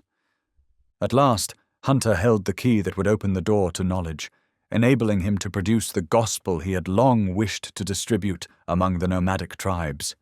He went on his way, rejoicing. Back home, he threw himself into the work of translation with fresh energy. From that moment, both he and Percy Mather felt an even greater urgency to place the scriptures in the hands of every tribe in Central Asia. Mather was making good progress in the Kalmuk dialect, while Hunter quickly secured the help of a skilled mullah whose calligraphy was worthy of the task of transliterating the gospel into the Kazakh script. Now they worked harder than ever. Throughout the summer, their days were spent on long, difficult journeys, but in the dark winter months they dedicated every evening to ensuring that by the next season of travel they would have the scriptures ready to place into the hands of every man they met. Meanwhile, a letter made its way across Asia, addressed to the British and Foreign Bible Society on Queen Victoria Street, London. It carried a simple but urgent request. If any portions of scripture in the Manchu language were available, would they be sent to Urumqi? The Bible Society, ever the missionaries' faithful ally, responded without delay. Parcels were quickly packed and dispatched, containing Manchurian gospels that had long been forgotten, deemed unnecessary in Manchuria, where the language had faded from daily use. Yet in the northern oases of Xinjiang, they found new purpose. When the snows melted and the travel season began again, George Hunter set out on his northern journey, better equipped with scriptures than ever before. As he traveled, both Manchus and Kazakhs eagerly received the book, God's personal message to them, of which they were now aware for the first time in history. Chapter 12. Painstaking translation work. The word translator conjures different images in the minds of those who hear it, but one of the most common is that of a scholar seated in a grand library, surrounded by panelled oak walls. Shelves laden with priceless books rise around him, while a massive oak table at the centre of the room holds blotters, inkstands, and every convenience a writer could need. A large chair is drawn up to the table, and a carefully shaded reading lamp casts the perfect light for his intricate and demanding work. In this imagined setting, an able assistant stands by, ready to locate passages in reference books and dictionaries, supplying the scholar with whatever information he requires at a moment's notice. Everything he writes is neatly typed and recorded, and during his working hours, no disturbance is permitted to reach him. Finally, when he announces that his section of work is complete and that the long and difficult task is nearing its end, there is joy, knowing that the world will soon reap the benefits of his labor.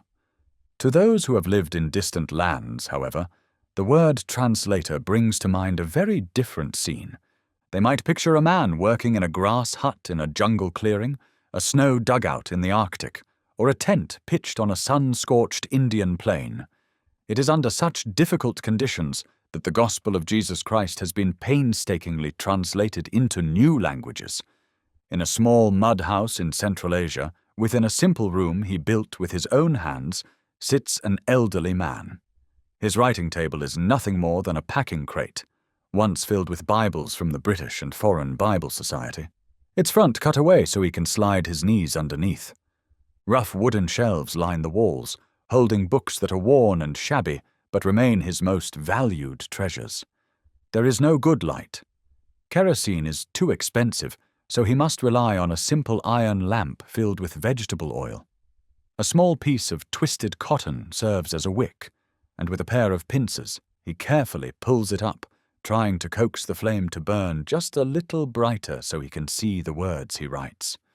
Beside him lies a book, one he laboured long to obtain, one he would never part with for any price. This translator is George Hunter. Many a mullah has grumbled over the endless hours of painstaking work required when assisting him as a scribe. Yet Hunter presses on, determined that the gospel will find its way into the hands of those who have never heard it before.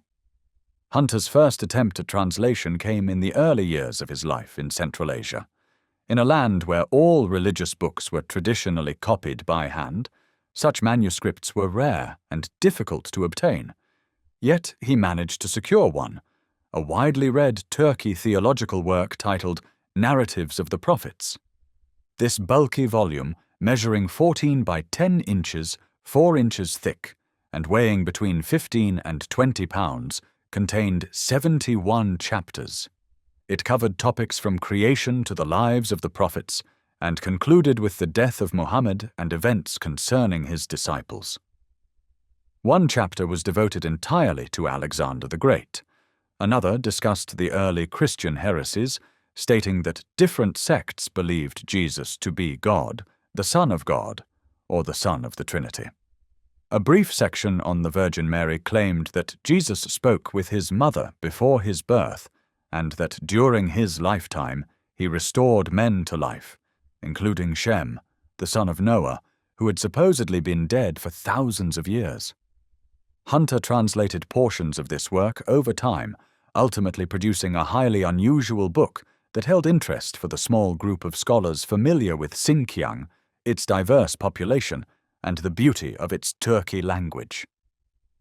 The book's course paper was made from local materials, often from the leaves of the desert iris. It followed the traditional Chinese format, with each sheet written on one side and then folded back to back. A skilled Chinese craftsman stitched the pages into a neat volume. Determined to make copies, Hunter managed to acquire a second or third-hand duplicating machine. A skilled scribe transcribed the Turkey text onto waxed stencil sheets, while Hunter added the English translation beneath. Each sheet was printed separately, and as time allowed, small batches of the book were produced and distributed. A few even reached the Oriental bookshops near the British Museum in London.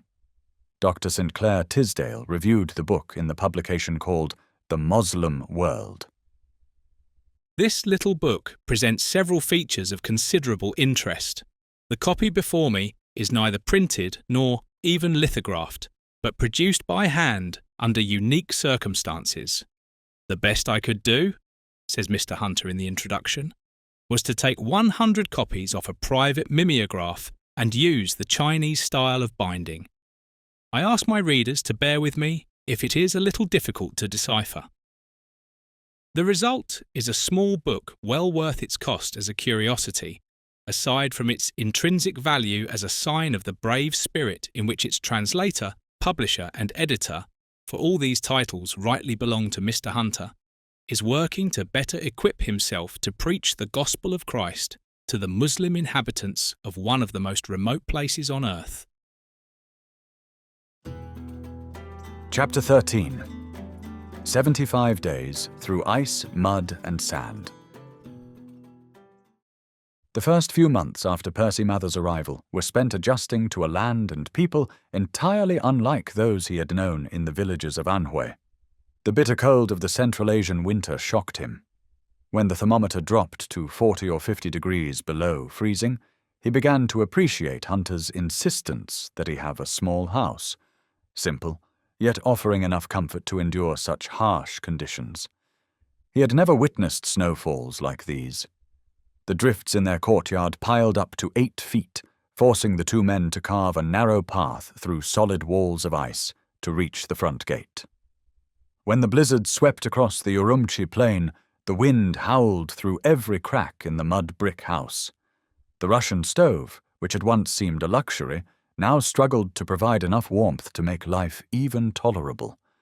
The defining feature of spring in Urumqi was the slow melting of snow and ice into a vast expanse of thick, impassable mud. For weeks, travel beyond the city gates was impossible until the hot sun gradually dried the roads back to a usable condition. By now, Hunter knew every phase of this land's extreme climate. As they remained confined indoors by the mud, he would say, "Now is the time to overhaul our travel outfit, for in 3 weeks we shall be on the road again." And so the long treks began. Under Hunter's guidance, Percy Mather learned the ways of Central Asian travel from the only Westerner who had truly mastered them. Sometimes their route led southwest among the Mongols of Karashar, other times northwest among the Kalmuks and Kazakhs. It was not long before Mather lost his heart to the nomads, especially the Mongols. On one of their journeys, a Mongol living Buddha gifted the missionaries a Kalmuk boy named Nimgir, who had been causing trouble in his own tribe due to his willful ways. Nimgir soon became a loyal attendant and travel companion, accompanying them on many long journeys. A true nomadic herdsman, he had an unmatched ability with animals, sparing his masters countless hours of effort in caring for the beasts. Hunter's travel journals are filled with vivid accounts, one of which captures the nature of their journeys. Mr. Mather and I set out for Kulja, a Chinese town on the Russian border. Wishing to meet as many Kazakhs and Mongols as possible, we took the mountain route. On the first day, we covered about 28 miles and camped on the rocky banks of the Tutun River. By the time we had unloaded the ponies, pitched the tent, prepared food, and gathered grass for the animals, night had fallen, and we were utterly exhausted. Due to the heavy rain, the river was in flood, thick with mud. When we went to use our rice, we found it yellowed with silt, and our tea, though it looked like cocoa, tasted only of earth. The next morning, 2 carters seemed quite curious to see foreigners camping in such a remote place. They stopped their cart and spoke with us, mentioning that they had family members at home who could read. We gave them Chinese Gospels and tracts to take back with them. Later, 2 Tongan men helped us find a safe place to cross the flooded river. We made several attempts, and at last, we managed to get across. We paid them their fee, and in addition, gave them each a copy of the Gospels. Later that day, we reached the Changi River, which, swollen with floodwaters, looked formidable. However, 2 camel owners were riding ahead on horseback, scouting out a safe passage for their animals. Watching them, we followed their route and crossed successfully. Later, we came to the Hutupa River, also in flood and quite dangerous, but once again, 2 camel drivers guided us through safely. That night, we camped near a farmer whose family welcomed us warmly. The place was called Clearwater River, and for once, it lived up to its name. It was good to drink fresh, clean snow water again. Further on, we arrived at Shi, an important town where 3 roads met, creating a diverse and bustling population. We camped a few li outside the city, and many visitors came to our tent. One day, a man told us that his mother was a member of Pastor Shi's church and that Hudson Taylor had once visited their home. He recalled how the elderly missionary took his hand and urged him to repent. Another day, we met a well-travelled Tongan man who had visited both India and Arabia. He knew Arabic well, so we gave him an Arabic gospel. A few days later, we camped on a damp, marshy meadow where Mongols passed back and forth. Some of them stopped by our tent, and a few friendly Kazakhs brought us milk. This region belongs to the respected Mongol Prince Bier, who was educated in Japan and is currently in Peking. In a few days, we reached a place called Toto. This is one of the hardest stretches of the summer road to Kulja, due to the relentless horseflies and mosquitoes. The horseflies begin to calm at sunset, but then swarms of gnats and mosquitoes rise in full force, leaving no rest for man or beast, day or night. When we arrived at the edge of a scorching sandy desert, we found it impossible to camp. Instead, we waited until evening, when the heat subsided and the horseflies' fury lessened, before setting out again. Not long into our journey, we came across an old man, utterly exhausted and parched with thirst. One of our fellow travellers had a gourd of water and held it to the old man's lips. He gulped it down eagerly, his life likely saved, for once thirst overtakes a traveller, delirium follows, and he soon loses his way. After that, we faced a gruelling 40-mile journey. First, we travelled along the main road, then crossed soft sand dunes before reaching the hard, stony bed of the Agal River. Grass was scarce, so we pressed on long after dark. Finally, with steep rocks on one side and the river on the other, we had no choice but to stop. We pegged the horses down with long ropes and let them graze on whatever little grass they could find. Too weary to pitch our tents or even spread out our bedding, we simply made a quick supper, then collapsed where we sat. We slept soundly until daybreak, waking cold and shivering, but deeply grateful to find that none of our horses had been stolen. The next day, we crossed the Agal River, which proved to be a difficult task. The water was deep and swift, carrying large stones along its current. Though we managed to get across safely, some of our supplies and clothing were soaked. By noon, we reached the junction of two roads, where we found a small log cabin serving as a guardhouse. It was kept by a kind Mongol and his wife, who welcomed us warmly. This area near the Kash River was home to many Zungar Mongols who spoke the Kalmuk dialect. We camped near the head of the pass, close to a cluster of 45 Kazakh tents and 5 Mongol tents. There, we bartered needles, thread, and dried fruit for milk and butter. A small boy who could read brought us milk and left overjoyed with a gospel in exchange. During our stay, we visited the headman of the Kazakhs.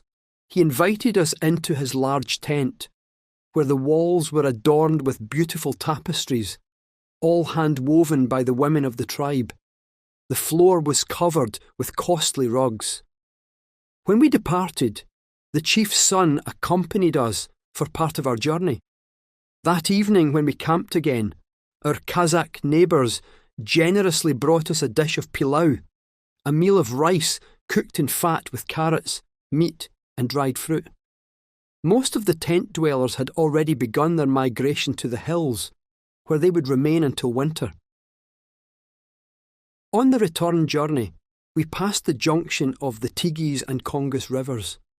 The heat was intense, and we travelled for 16 hours, covering 63 miles without seeing a single man or beast. At midnight, we finally found water, and between the three of us, we drank nearly a full bucket. I was so exhausted that I could not even help unload the ponies. We collapsed among the rushes, only to find them swarming with mosquitoes. The next day, we camped near some Kazakh tents, and it was there that one of our horses disappeared. We searched in vain throughout the night and the following day. Seeking relief from the oppressive heat, horseflies and mosquitoes, we moved our camp upriver, unknowingly pitching our tent right beside the man who had stolen our horse. A Sart farmer soon approached us, claiming he knew the horse's whereabouts. If we gave him 5 taels, he would take us to it. Mr. Mather went with him, only to discover that the man had no real knowledge of the horse, but knew others who might have heard where it had been taken. Each of these people demanded money before revealing any information. We refused to pay and instead sent for the Kazakh headman. He promptly dispatched a few men who soon returned with our horse. Of course, according to local custom, we were expected to reward the thief for his trouble, a small price to pay for the return of such a valuable animal. Later, the Kazakh headman, Urusbai, sent for us. However, we refused to make the long and difficult journey over rough terrain just to see him.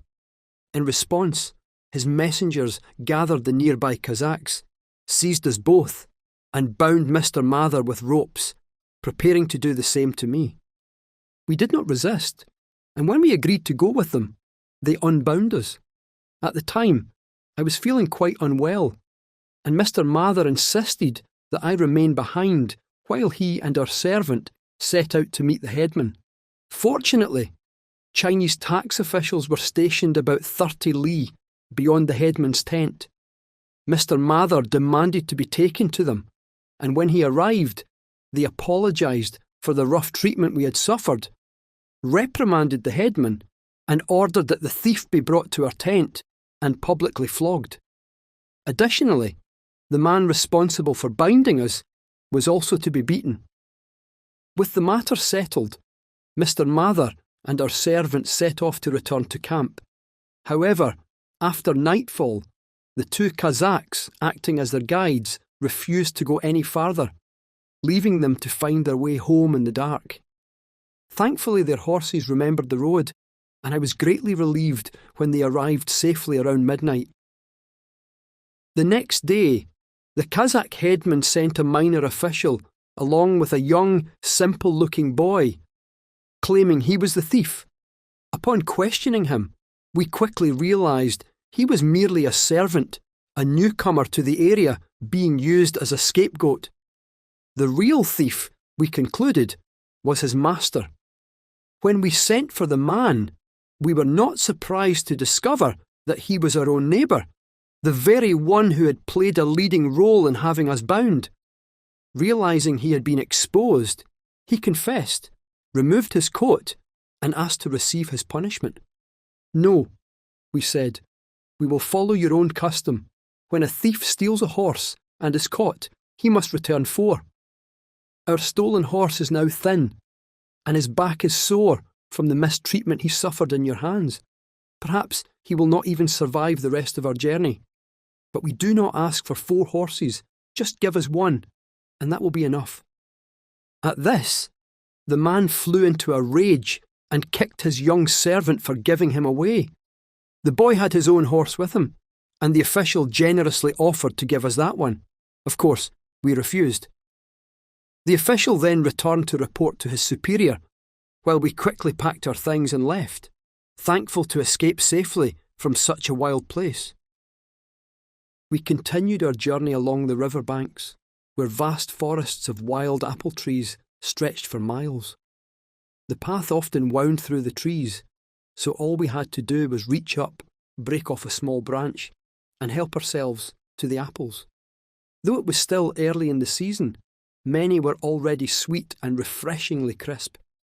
We forded the river, climbed the watershed, and for part of the journey, travelled alongside 2 Kazakh boys riding oxen laden with sacks of apples. On Sunday, several Kazakhs and Kyrgyz visited our tent and listened as we shared the gospel. One young man played his guitar and sang for us. In return, we sang hymns in both Turkey and English, which he seemed to enjoy, asking us to sing more. Though the air was cold and damp, he lingered until nearly dark. The next morning the weather cleared a little, so we packed up and pressed on. Looking back, we saw that we had crossed the mountains just in time. Snow was already falling on the pass behind us. After several days, we camped at the head of the Yildiz Valley, where many Mongol tents were scattered across the land. There, we met an elderly lama who was fluent in Tibetan and translated it easily into Mongolian.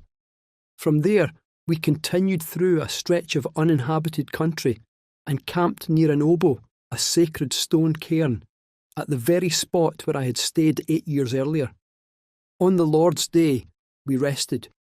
Some Mongols visited our tent, as did 2 Tongans who had come to collect the horse tax. They were in trouble. The Mongols had threatened to beat them. They asked for our help and even spoke of fighting back, but we advised them against it, urging them instead to report the matter to their superiors. The system of tax collection itself was the root of the problem. The government had farmed out the taxes to a single Tongan official, who then sent men to collect as much as they could. This practice led to corruption and constant disputes. Timber and hides were also taxed under this system, driving prices unbearably high. Fir trees floated down the river Tigris had once been affordable, but now they were 6 times their original price. Many families could no longer afford them and were forced to rely on poorer quality wood from their own farms. A friendly shepherd and his son brought us milk and butter and told us more about the horse tax. "It used to be 30 coins per horse," he said. "Now it's 1.5 silver pieces." Today, while crossing a mountain stream filled with large granite boulders, our mule lost its footing and fell. All 3 of us had to jump into the freezing water to get it back on its feet. Being so high in the mountains close to the snow line made for an especially cold journey. We arrived at a government horse ranch where about 400 horses were kept. The Mongol in charge was an acquaintance of ours, having visited our house in Urumqi the previous spring with a Tibetan Lama. While there, we gave a gospel and some tracts to another Lama who could read and understand Tibetan well. The next day's road was rough and rocky, leading over high mountains. That evening, we camped near 4 Mongol tents, and the Mongols generously brought us milk and butter. Later, we crossed the Shardavan Pass, one of the most difficult roads of our journey and likely the highest mountain we had traversed. After a long, steep descent, we camped in a Mongol farming district where a local farmer helped us shoe some of our ponies. In gratitude, we gave him a gospel and some tracts. From there, the road turned east for a short distance before curving northward, and we caught our first glimpse of the mountains near Urumqi. The path now led mostly downhill, taking us through pine forests and back into the farming regions. A few days later, we arrived in Urumqi. It was a relief to receive our mail and to find that our servant had taken good care of things in our absence. Altogether, we had been away for 75 days, covering over 1,000 miles on horseback. Chapter 14. Taking God's Word to Every Corner. Much of the correspondence from 1916 to 1925 describes journeys, travels, and missionary work in various regions. The 2 tireless travellers understood that the best way to spread their message was to take it themselves, along main roads and hidden paths alike. They recognized that evangelism was becoming increasingly difficult as restrictions tightened gradually, often unnoticed, except by the watchful. The Soviet government opposed missionary work and swiftly enforced stricter travel permits whenever possible. The year 1920 marked the last time George Hunter could send a detailed report of his travels in the Altai and Kobdo regions of Outer Mongolia. After that, no missionary was allowed to enter the area. His journal clearly shows that both men were warmly received by the Chinese, Kazakhs, and Mongols. They travelled well prepared, carrying scripture portions in all the major languages of Central Asia, and found people eager to accept them. Mr. Mather and I set out with Nimgir for Altai and Kobdo, wrote George Hunter. Throughout the journey, we sold Gospels in Chinese, Turki, Mongol, Kazakh, and Arabic. At Manas, we met a young Russian who had been injured by his Sart master, who struck him with a stone. We treated his wound and took him home. One farmer traded us grass and bran in exchange for tea and salt, and throughout our trek, we bartered similar goods for food and fodder. Later, we came upon a pool, but the water was undrinkable. Searching through the brushwood, we eventually reached the deep muddy waters of the Manas River. There, we met a Kalmuk from Karashar who could read Tibetan, so we gave him a Tibetan gospel. A colony of Tungans lived in the area, but a recent flood had destroyed their dam, leaving them without water for their fields. As a result, they had migrated toward the Russian border to plant opium. We were relentlessly attacked by swarms of flies, mosquitoes, and horseflies. Fortunately, the post office couriers were very kind, sharing their food with us and helping us cross a deep branch of the river. The journey through brushwood, marshy grass and high dunes was difficult, and night had fallen by the time we arrived. Even finding coarse grass for our animals was a struggle, and the soft, muddy shore made it hard to collect water. When we finally found some, it was bitter and tasted strongly of soda. The next morning, though exhausted, we had to set off before the swarms of horseflies became unbearable. We thought we had escaped them, but they attacked with full force, driving our horses nearly mad with pain.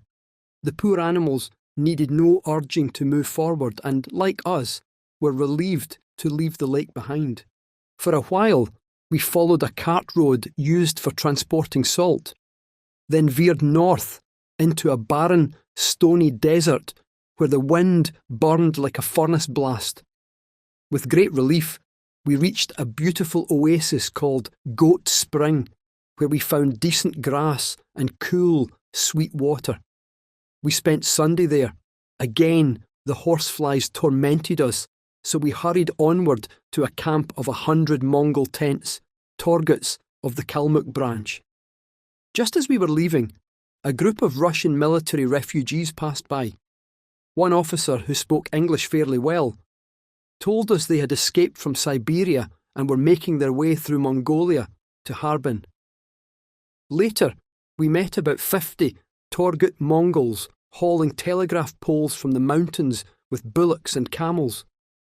We gave them gospels and tracts before pressing on, as we had many miles of desert ahead before reaching the Hobuk River.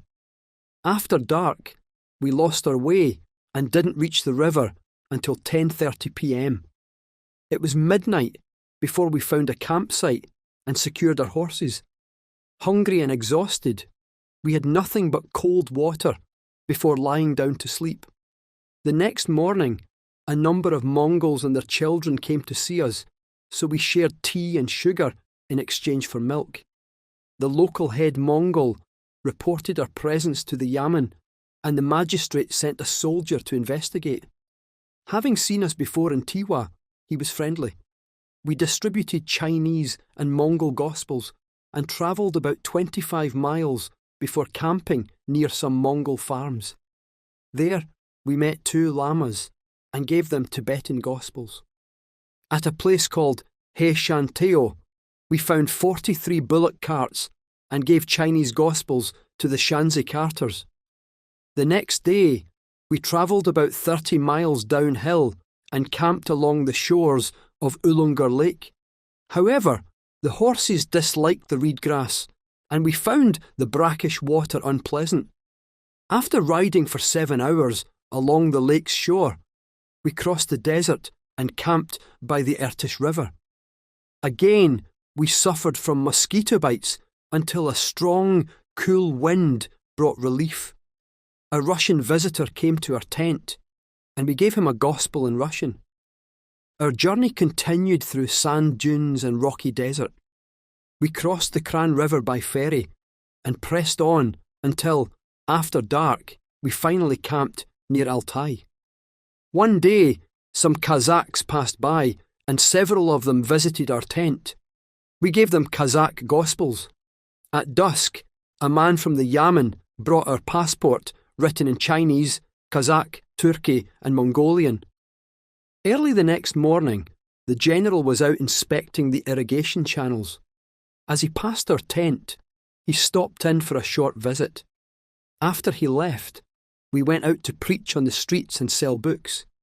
We met a Kalmuk Mongol, and when we asked if he would buy a book, he replied, "I already have one." Reaching into his bosom, he pulled out a well-worn Kalmuk Gospel. He said he had owned it for 4 or 5 years, having received it from another Mongol who had bought it in Tiwa. Though he was several days' journey from home, he carried his Gospel with him wherever he went. For the next few days, we continued preaching and selling books. We were glad to leave the scorching plains and move into the cool mountains. At one Kazakh tent, we met an elderly woman. Her only son was away visiting friends. We gave her matches and needles in exchange for milk. Further along, we came across more Kalmuk tents, where we again exchanged gospels and tracts for milk and butter. We visited some Mongol tents, one of which housed a Halhalama doctor who was deeply respected by the people. Since he could read both Tibetan and Mongol, we gave him some gospels, and he gave us butter and cheese in return. We also visited members of the Olit tribe of Kalmuks and left books with them. Several Kazakhs stopped by our tent, so we preached to them and gave gospels to those who could read. That evening, a Mongol gave us milk in exchange for eye medicine. On our way to Kobdo, we approached the camp of one of the most well-regarded Kazakh chiefs in Altai. One of his officials met us and requested that we visit the chief, who was unwell. When we arrived at his tent, we were warmly received by Baitamullah. I was pleased to see him, as he spoke fluent Chinese and had previously helped me translate the Kazakh Gospels. The chief was suffering from heart and lung trouble. We gave him some medicine, though we feared there was little hope for his recovery. His men were very kind to us, offering boiled mutton and milk. At our next camp, many Kazakhs passed by, so we preached to those who visited us and distributed books. We then crossed the Uragaitu Pass, which stood 9,700 feet high, over a fairly good road. Some Kazakhs who could read travelled with us, and we gave them gospels. That night, we camped by a river that originates in Uragaitu, flows into Kara Lake, and eventually feeds into the Kobdo River before reaching Kyrgyz Lake. One day, some Mongols passed us, and we gave one of them gospels and tracts in exchange for a wooden basin. Later, we lost our way, taking the western side of the lake instead of the eastern. When we tried to ford the river flowing from Kara Lake to Dine Lake, we found it too deep and had to turn back, following the eastern shore instead. Along the way, we encountered official-looking Kazakhs carrying guns. They asked us for bullets, but instead we gave them gospels. We also distributed books to many Kazakhs in the Kara Lake district. On a lush green plain beneath some fir trees, we spotted what appeared to be a large market. As we approached, we realised it was a group of Sart merchants on their way to Kobdo, meeting another caravan returning from the city. The two groups, accompanied by about 100 donkeys loaded with brick tea, exchanged greetings and spoke loudly among themselves. While crossing a river that flows into Dane Lake, one of our mules stumbled over a large boulder and fell into the water. Mr. Mather and our servant rushed to help, eventually pulling the mule to its feet again. In the struggle, Mr. Mather was also knocked into the icy water, which comes from a lake that remains frozen even at this time of year. We continued along the frozen lake for about 2 miles before crossing the Akaram Pass, camping near a snowbank not far from the top. A fierce hailstorm swept through the valley just ahead of us, and we were relieved to have escaped it. After several days, we left the Kazakh region and entered the land of the Urungu Mongols, where thousands of yaks grazed on the mountain slopes. We met a young lama who led us to some Chinese merchants trading in hides and wool. We left scriptures with them, gave a Tibetan gospel to the Lama, and sold gospels and acts in their language to 2 Nogai men. Later, we arrived at a house occupied by a Russian merchant. 2 Kazakh travellers stayed the night there with us, and an Olet Kalmuk Mongol asked to join our journey.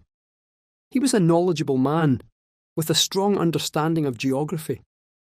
One day, we mistakenly followed a large cart road, assuming it led to Kobdo.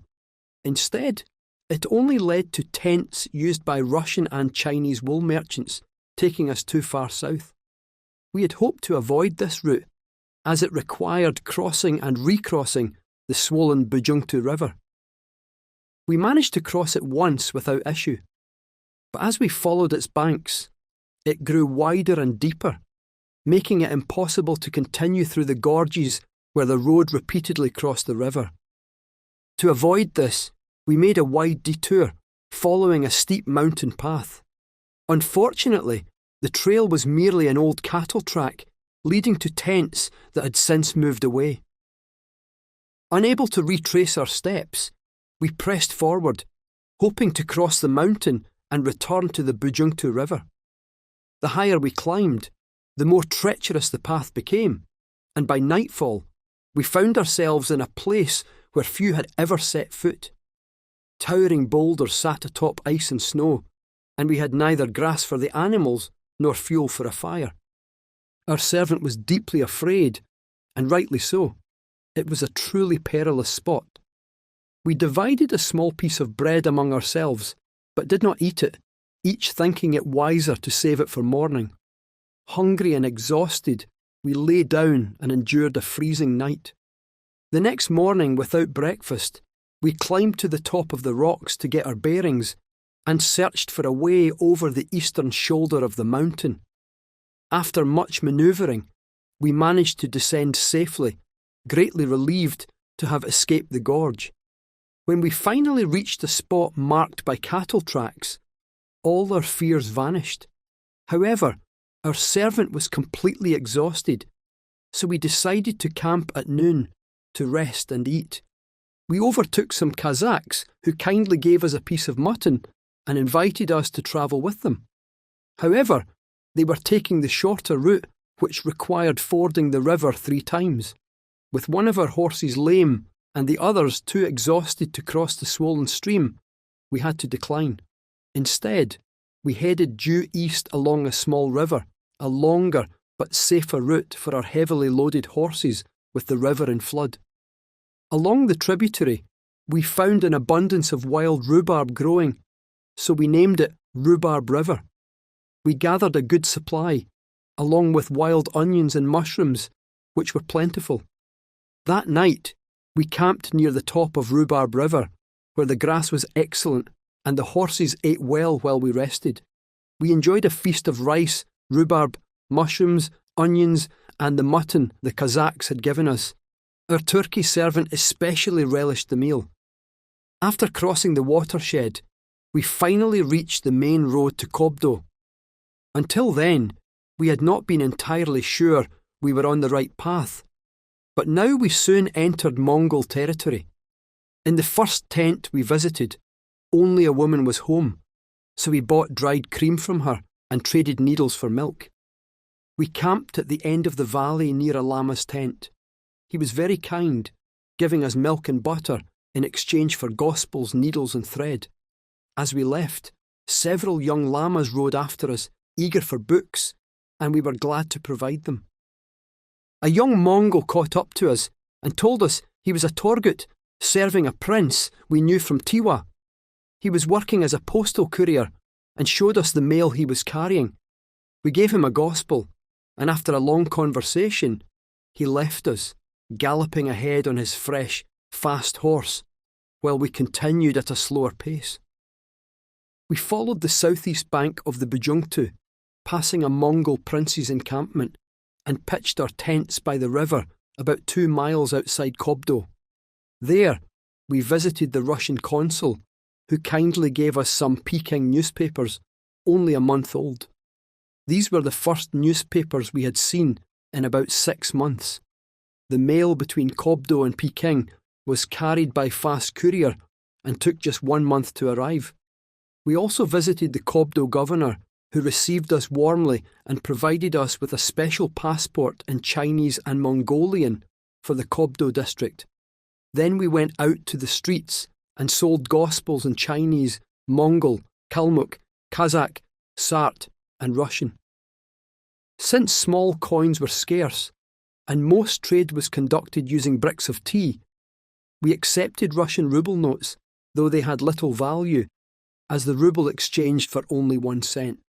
A Mongol guided us to the tent of a customs official, who carefully examined all our scripture portions and purchased books in Mongol, Kalmuk, and Tibetan. A few days later, we moved our tent further down the river, where the grass was better for the horses and where we were closer to town. At the bazaar, many Russians requested Gospels, and some asked for complete Bibles. A Greek priest, a refugee, showed great interest, but as our Russian was limited, we struggled to converse with him. However, a young Russian boy, the son of the head of the Russian merchants, spoke Mongolian fluently and was able to translate. We sold nearly all the Mongol and Tibetan Gospels we had brought, keeping only a few for the return journey. As one of our horses had developed a sore back, we bought another from a Kazakh for 14 bricks of compressed tea. Before leaving, we visited various officials to thank them for their kindness and said farewell to the friends we had made. Throughout our stay in Kobdo, we found the Russians, Chinese, Mongols, Sarts, and Kazakhs, both officials and common people, friendly and welcoming. When we left Kobdo and set out for Altai, we followed the north side of the river for some time before turning west toward the Terek Pass. After crossing steep mountains, we began to question whether we were on the right path. We continued until dusk and had just pitched our tent when a Kazakh arrived, leading a caravan of Sarts and 2 Chinese merchants travelling to Altai. For several days, we followed the caravan, crossing and recrossing the rocky, fast-flowing Terek River. We finally overtook them at the base of the pass. The Terek Pass, at 10,500 feet, is the most challenging on the Altai-Kobdo road. As we ascended the steep, winding path, a fierce hailstorm struck, with the wind driving the hail directly into our faces. It is astonishing that Kazakh and Mongol camels can cross this pass while carrying heavy loads. Ordinary plains camels cannot make the journey, and even some of the mountain camels perish along the way. We passed one helpless beast that had been abandoned and saw the bones of many others scattered along the road. Though we managed to cross safely, we were amazed that none of our horses suffered a broken leg. We travelled swiftly along the northern shore of Tala Lake and camped on the banks of the river flowing from it. Though it was only August, a snowstorm struck, freezing the water in the pools. I have often heard the Chinese say, "The Kazakhs are like the Sarts, they don't understand kindness." However, this is not true of all of them. A group who stayed with us expressed their gratitude before departing. We passed many Uranghai Mongol tents, forded the Saksai River, and camped near a Russian merchant storehouse. The ride through snow and sleet was bitterly cold and lasted several hours. A few days later, we were surprised to see a lone Chinese traveller riding toward us. He had come from the Saksai district, and upon hearing that we were travelling to Altai, had attempted to catch up with us. Unable to do so, he spent the night alone on the Akaram Pass, struggling to sleep while holding his horse's rope. His name was Yang, a Honan man who lived among the Mongols in Saksai. He made a living selling silver coins to Mongol women for ornaments and bartering Chinese cloth for fox and lambskins. He proved to be an unselfish and pleasant travel companion. Later, some Russians and Kazakhs visited our tent, and we traded scriptures for much-needed ropes. We then entered a district where we met friendly Kazakhs who generously supplied us with milk, cheese, curds, and butter. Among them was a particularly interesting man named Jan Gravel from the Kobdo area. He had once been very wealthy, but lost his cattle to the relentless attacks of white and blue wolves. He listened intently as we preached, but when I spoke about the rich man and Lazarus, it caused great amusement. The Kazakhs laughed until they cried, exclaiming to one another, "The rich man, just like those bais, wealthy men, who oppress us, that is what awaits them." Before closing his journal, George Hunter wrote, While Kobdo is the land of lakes, Altai is the land of rivers. Here lie the sources of the Kran and Irtish rivers, which flow into Zaysan Lake, and from there into the Gulf of Obi in the Arctic Ocean. In ordinary times, Russian steamers reach as far as Birchen, where the Birchen River joins the Irtish. However, since the wars in Europe began, the houses have been abandoned and the steamers no longer run. The two missionaries eventually returned to Urumtsi, but before leaving, Hunter recorded, I've written to the British and Foreign Bible Society requesting more Russian Bibles. I have done this before, and a little Russian girl once came to ask if I had received one yet. Will it come today? She asked. The tone of George Hunter's reports subtly changed, revealing, perhaps even without his realizing it, the happiness that had come through companionship. Though the conditions remained just as harsh, they were now shared with a young, like-minded partner who was spiritually eager and mentally resourceful.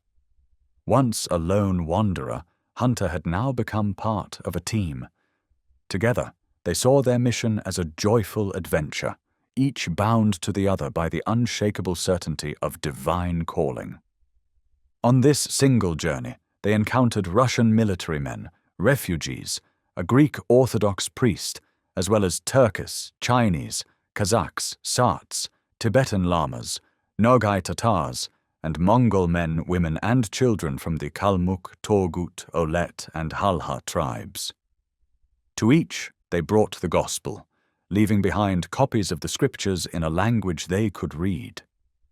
Such a mission was only possible through the tireless dedication of missionaries, supported by the generous and willing efforts of the great Bible Society to which George Hunter was so deeply committed. Chapter 15. Hospitality on the Gobi, the ladies' visit and farewell. Though their travel diary might seem repetitive to those seeking record-breaking adventures, for these two men, their pioneering mission was a daily source of excitement. Everywhere they went, they left behind the book, God's message of reconciliation to humanity. From a geographical perspective, they constantly explored regions that were nearly unknown to Westerners. From a human perspective, they came to understand and love the people of these lands. They became well known along the trade routes and in the nomadic pastures, forming so many connections that, during their months in Urumtsi, their home was constantly visited by those who had met them elsewhere and now sought them out. They never allowed themselves to slow down, knowing that the doors once wide open to them were gradually but steadily closing. Military passes became required for districts where none had been needed before, and special permits were necessary to enter certain areas. Yet neither of them spoke of taking furlough. Hunter had long since become detached from home ties and no longer felt any desire to return to Scotland. Percy Mather, though deeply devoted to his family and in frequent affectionate correspondence with them, never assumed, as many missionaries did, that furlough should come at regular intervals. The subject was never discussed between them until 1928, when Mather had been in China for 16 years. That year, the mission authorities in Shanghai wrote, strongly urging him to take his long overdue journey home. That same summer, a letter arrived in Urumtsi announcing that 3 women missionaries from the China Inland Mission would be passing through on their way to the Trans-Siberian Railway and then to Europe. A decision was quickly made. Percy Mather would join them and travel together to England. The 3 women, Ava and Francesca French and Mildred Cable, had spent years working on the northwestern border of Kansu and in Xinjiang. Though they were the closest missionary neighbours to Hunter and Mather, only separated by the vast Gobi Desert, they had never met. The excitement in Urumtsi was great at the prospect of their arrival. For Mather, who had not seen a fellow countrywoman in 12 years, such a visit required careful preparation. Their simple bachelor household needed adjustments to accommodate the 3 guests, as neither Hunter's nor Mather's home was suited for the purpose. A guest house had to be arranged to properly receive them.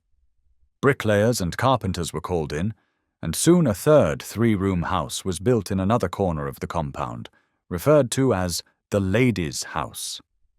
The men wondered if, in their austere way of living, they had forgotten how women expected to be received. However, they reassured themselves that these women, like them, were pioneer missionaries, likely accustomed to similar conditions. Besides, after crossing the vast and unforgiving Gobi Desert, even the simplest hospitality would feel like a luxury. George Hunter decided to travel southeast that summer to meet their guests at Hami and escort them back. The journey would take 2 months in total, a small effort to properly welcome such honoured visitors. Meanwhile, Percy Mather would remain in Urumtsi, preparing everything for their arrival. During the sweltering summer months, the 3 women made their slow and dusty trek along the Gobi trade route, stopping at the scattered oases that dotted the way. Though travel was slow, news travelled faster than they did. While still several stages away from Hami, word reached them that the aged preacher of Urumtsi had been seen on the road, making his way to greet honoured guests from a distant land. A few days later, they spotted a peculiar little cart drawn up by the roadside.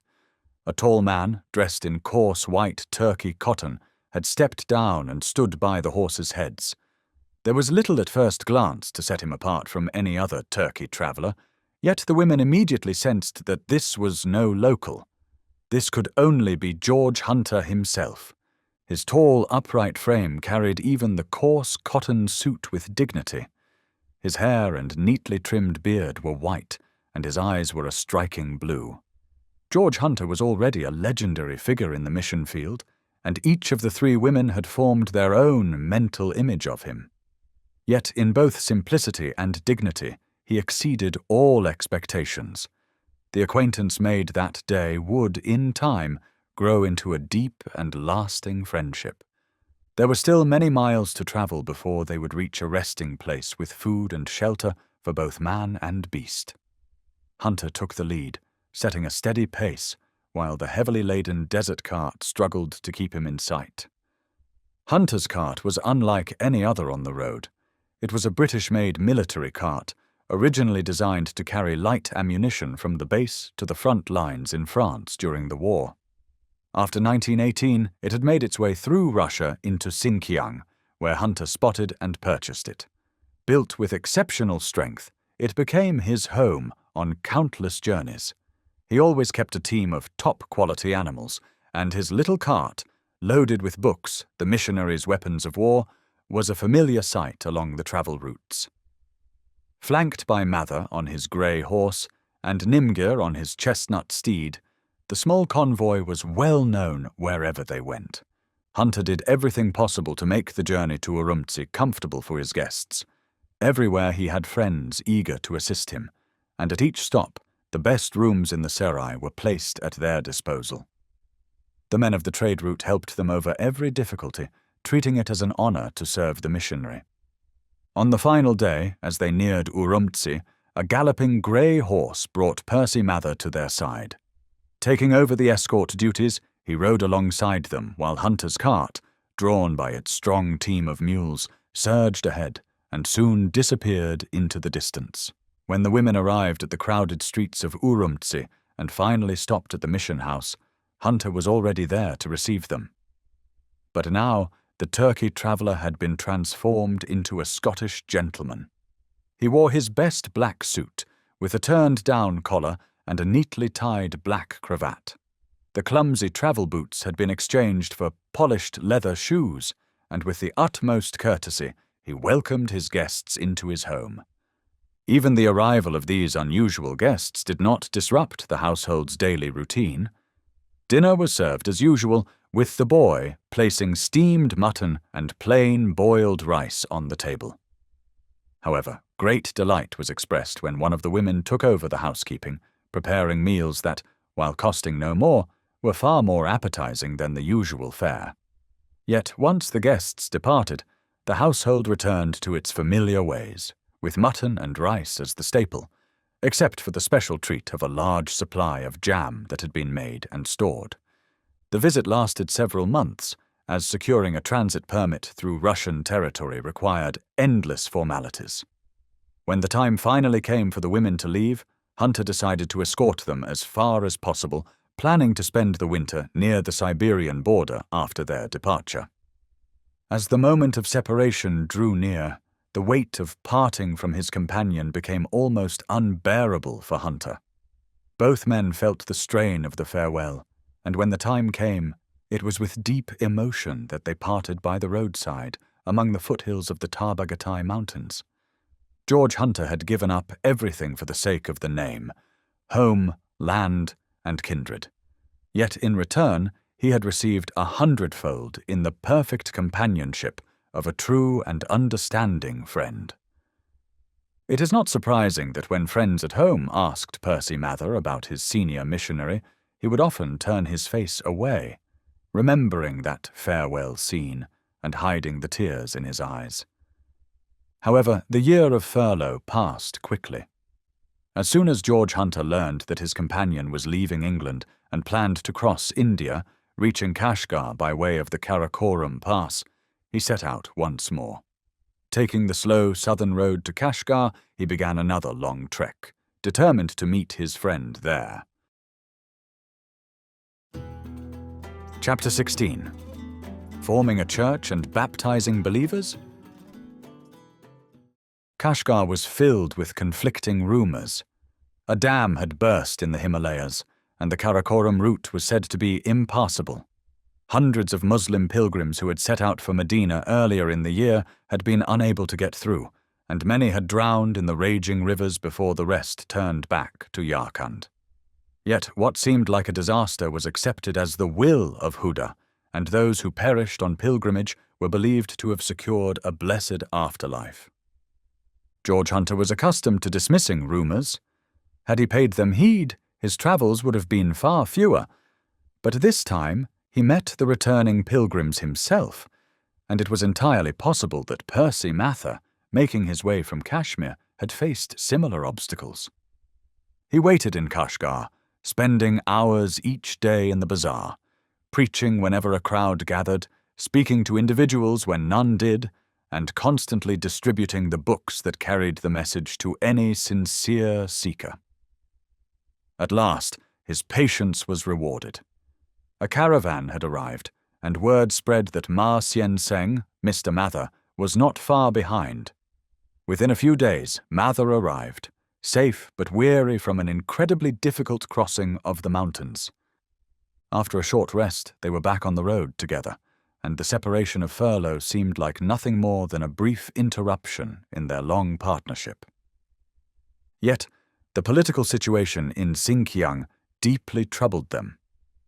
Since the proclamation of the Republic in China in 1911, the province had remained stable under the firm leadership of Governor Yang. Now, while still in Kashgar, they received shocking news. Governor Yang had been brutally murdered. The effects of this act would be far-reaching. Disorder was sure to follow, and instability in the province would inevitably hinder their work.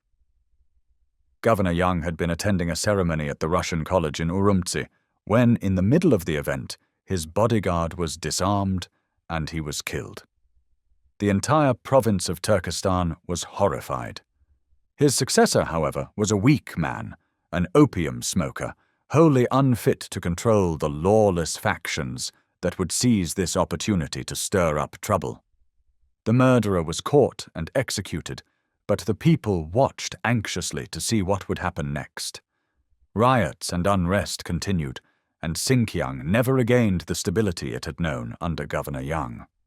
During his long rule, while China was torn apart by warlords, he had kept the province so secure that even the remote roads of the Gobi could be traveled in peace. Despite the turmoil, the two missionaries quickly returned to their rigorous work and austere lifestyle, traveling, preaching, and laboring late into the night on translations into Mongol and Kazakh dialects. It is notable that despite the simple comforts Percy Mather had enjoyed during his furlough, he gave no thought to easing the hardships of life in Central Asia. Even while away, he had strictly disciplined himself, eating only the plainest food so that he would not lose his endurance for pioneering work. Few missionaries have carried out such extensive and effective evangelism across such a vast region as George Hunter and Percy Mather. Yet, while their efforts in spreading the gospel were remarkable, the establishment of a local church did not keep pace. As early as 1908, Hunter had reported the first 2 baptisms, but for many years that number remained unchanged. There were certainly converts, but Hunter was so afraid they might fall away or stray from the truth that he refused to keep a list of church members. In evangelism, no effort was too much for him. He would go to great lengths to win a convert. But the usual step of having that convert confess their faith through baptism and join the church was not his way. He would often quote St. Paul's words, "Christ did not send me to baptize, but to preach the gospel." At a certain point in his preaching, fear would grip him, stopping him from leading a believer into full church fellowship. He recognized the possibility that the person might fail and in some way bring disgrace on the name of Christ. Percy Mather's influence leaned in the opposite direction, and after his arrival, the number of baptized Christians gradually increased, though progress remained slow, both in recognizing converts and in delegating authority within the church. When it came to admitting women into church membership, Hunter felt unqualified to make such judgments and preferred to avoid the risk altogether. Urumqi, a city where people from all over China converged, naturally saw many believers transferred to its local church. Over time, this led to the formation of a sizable community of communicants, including educated men in government positions as well as women. Why then did Hunter hesitate to embrace the fruit of his labor? His cautious nature played a role, as did his awareness of the darker side of Urumqi life.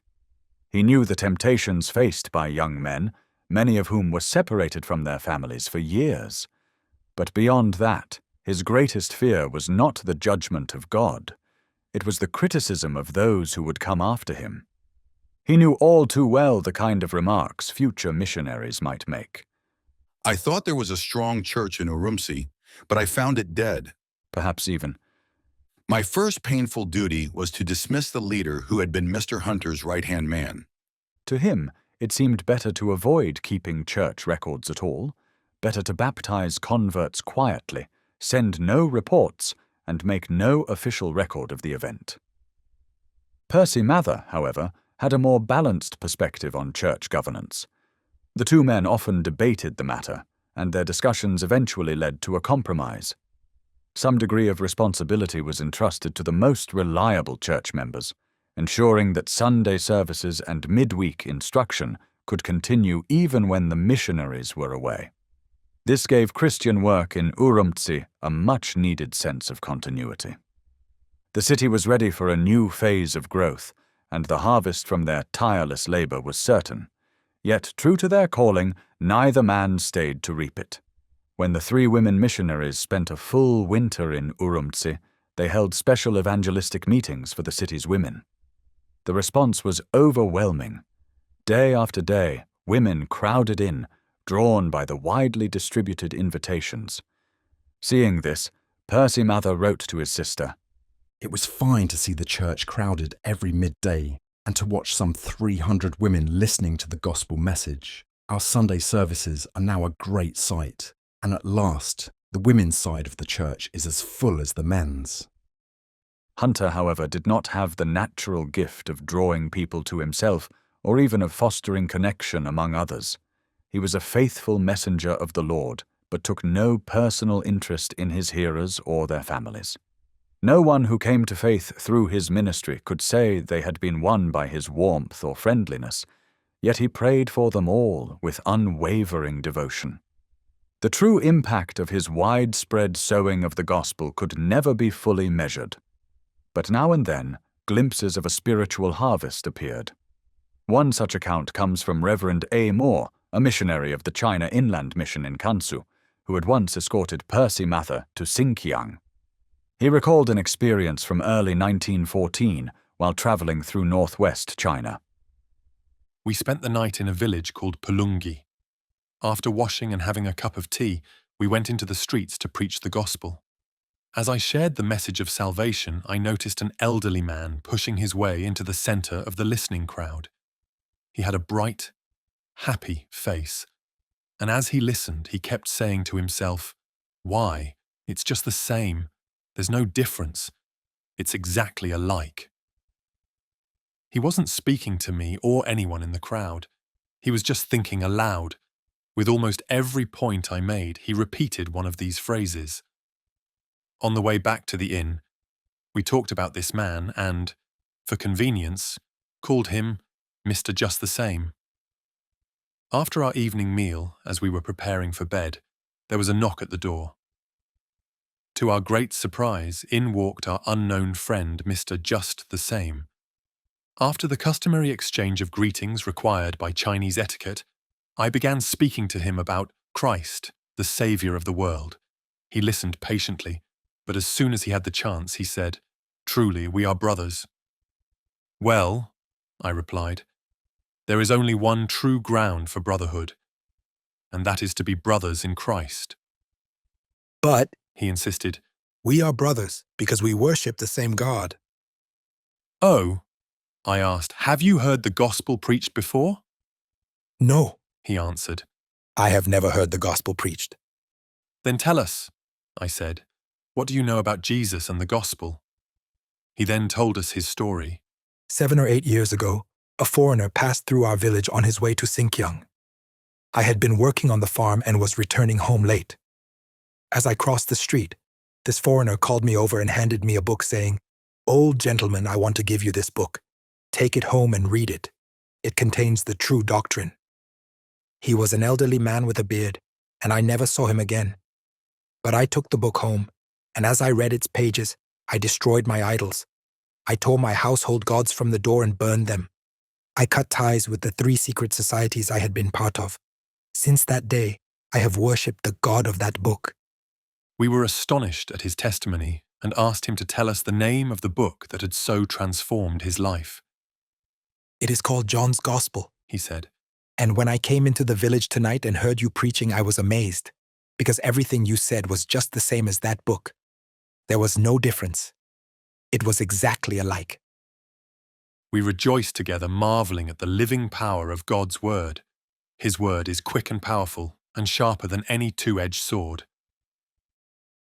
Needless to say, the foreigner who had made that brief roadside encounter and placed the gospel in his hands was none other than George Hunter. One of George Hunter's greatest joys was knowing that during Percy Mather's furlough and the travels of the 3 women, reports had been brought to Bible House in London about the urgent need for Russian Bibles and Testaments in Xinjiang. In several towns, Siberian nonconformist congregations had formed, yet many of them possessed only a single copy of the Bible. They gathered to hear it read aloud by their leader, treasuring every word. When the Bible Society learned of this great need, they acted swiftly, sending many parcels of Russian Bibles to Urumtsi. Hunter wrote in gratitude, I am exceedingly thankful to you for the Russian Bibles. They have been a great help here. At Dubergen, it was Bibli. Can you sell me a Bibli? On all sides. The same is true with the Russian soldiers in Urumtsi. Every Sunday, I hear requests for a Bibli. These books have been invaluable since they arrived from London. and I'm now able to meet the most urgent demands. But it will take many more parcels before everyone who is clamouring for a Bibli is satisfied. Chapter 17. Fever on the Frontier, Trials of the Turkestan Mission. In 1931, George Hunter set out for Shanghai. By this time, the Turk-Sib Railway had been completed, linking Sergiopol to Novosibirsk and connecting the Turkestan border with the Trans-Siberian Railway to Harbin. The years of harsh travel and physical hardship had taken their toll on his once tough frame. Now, increasing health problems made it necessary for him to seek medical treatment on the coast. Nothing less would have drawn him away from Xinjiang. His plan was simple. As soon as his condition improved, he would return to Urumqi. However, in early 1932, conflict in Shanghai delayed his departure. Signs of war had begun to appear months earlier when the Japanese provoked an incident in Manchuria, using it as justification for an invasion. Now, the first in a series of undeclared wars had begun. The stated reason was the Chinese boycott of Japanese goods, but the real objective was to bring China under Japan's control. One morning, the people of Shanghai awoke to find the Japanese shelling the native city and the outer edges of the international settlement. However, the attack was short-lived. By the end of March, American intervention secured an armistice, one that would last, more or less, until 1937. By the time Hunter was able to travel again, the China Inland Mission had introduced a new policy for Xinjiang, or rather a long-dormant plan was suddenly put into action. In a series of meetings, Hunter was informed that he would be escorting 6 young men, newly arrived from England, to Urumqi. His task was to help them learn the language and prepare them for the unique challenges of missionary work in Central Asia. Their expected field of service would be among the tribes of Xinjiang. Meanwhile, Percy Mather, fully aware of the province's unstable political situation, believed the timing was unwise. He sent a telegram warning that the moment was not suitable for such a large increase in missionary presence. Nevertheless, the young men set out for Xinjiang, with Hunter leading the way. George Hunter was not naturally suited to training and managing young men in a way that would make them willingly submit to his discipline. He had been away from Europe for 30 years, and in that time the spirit of youth had changed dramatically. His only previous experience of mentoring a junior worker had been with Percy Mather, an exceptional case. Mather had instinctively grasped the principles that guided Hunter's life and had immediately adapted, becoming not just a co-worker but a perfectly congenial companion. These new young men, however, were of a different generation. They were highly skilled in areas that reflected modern advancements. One had training as a motor engineer, another was an experienced chauffeur. When it came to organizing travel, Hunter's old methods were of little relevance to this new expedition. By the time they were ready to leave Shanghai, they had secured 2 Ford motor trucks, which would transport the entire group across Mongolia on a newly surveyed motor road, an ease of travel unknown to previous generations. They sped past the slow-moving camel caravans, leaving them far behind, and reached Hami in just 21 days. Upon arrival, they found themselves in a tense and dangerous situation. The entire northwest region was bracing for a Muslim coup d'etat. A young warlord, Ma Chung-ying, had gathered the Tungan forces and was preparing to invade Xinjiang with his irregular army. His goal was to overthrow the existing government and install himself as the Muslim ruler of a Muslim province. The crumbling government of the Northwest, desperate to avoid his rule, had nowhere to turn except to its powerful northern neighbor, Russia. The response from Moscow was swift, offering aid to suppress the uprising. But with that assistance came an inevitable tightening of Russian influence and control. The arrival of 6 young British men in Xinjiang did not go unnoticed. Suspicion immediately fell on George Hunter, with authorities convinced that he was secretly bringing in foreign agents under the guise of junior missionaries. For years, no young recruits had come to work alongside the senior missionaries. So why should they arrive now, at such a politically charged moment? Had Hunter returned with just 1 or 2 experienced men fluent in Chinese, their presence could have been explained easily. But 6 newcomers? The secret police refused to believe it was mere coincidence. The young men engaged in completely ordinary activities, riding out into the countryside at dawn or taking occasional hikes. Yet some of their outings led them past the wireless station and beyond, and the ever-watchful authorities, trained to see treachery everywhere, took careful note of these movements. Even in more westernized parts of China, foreigners' habits, such as walking miles into the countryside only to turn back with no apparent purpose, were met with curiosity. In Xinjiang, such behavior was considered deeply suspicious. The recruits' morning walks were reported in detail by inconspicuous paid informants, whose career advancement depended on how frequently they uncovered suspicious activities. The most was made of these seemingly harmless acts. Meanwhile, the political situation spiraled further into chaos, and civil war erupted in Xinjiang. The ambitious young warlord, General Ma, made a series of bold military moves, and soon his troops stood at the gates of Urumqi. The city descended into violence, with brutal street massacres as the governor's forces clashed in hand-to-hand combat with the Muslim population.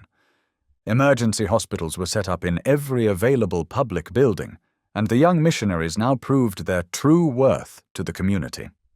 One of them was a fully qualified doctor who took charge of a military hospital and enlisted his companions as Red Cross assistants.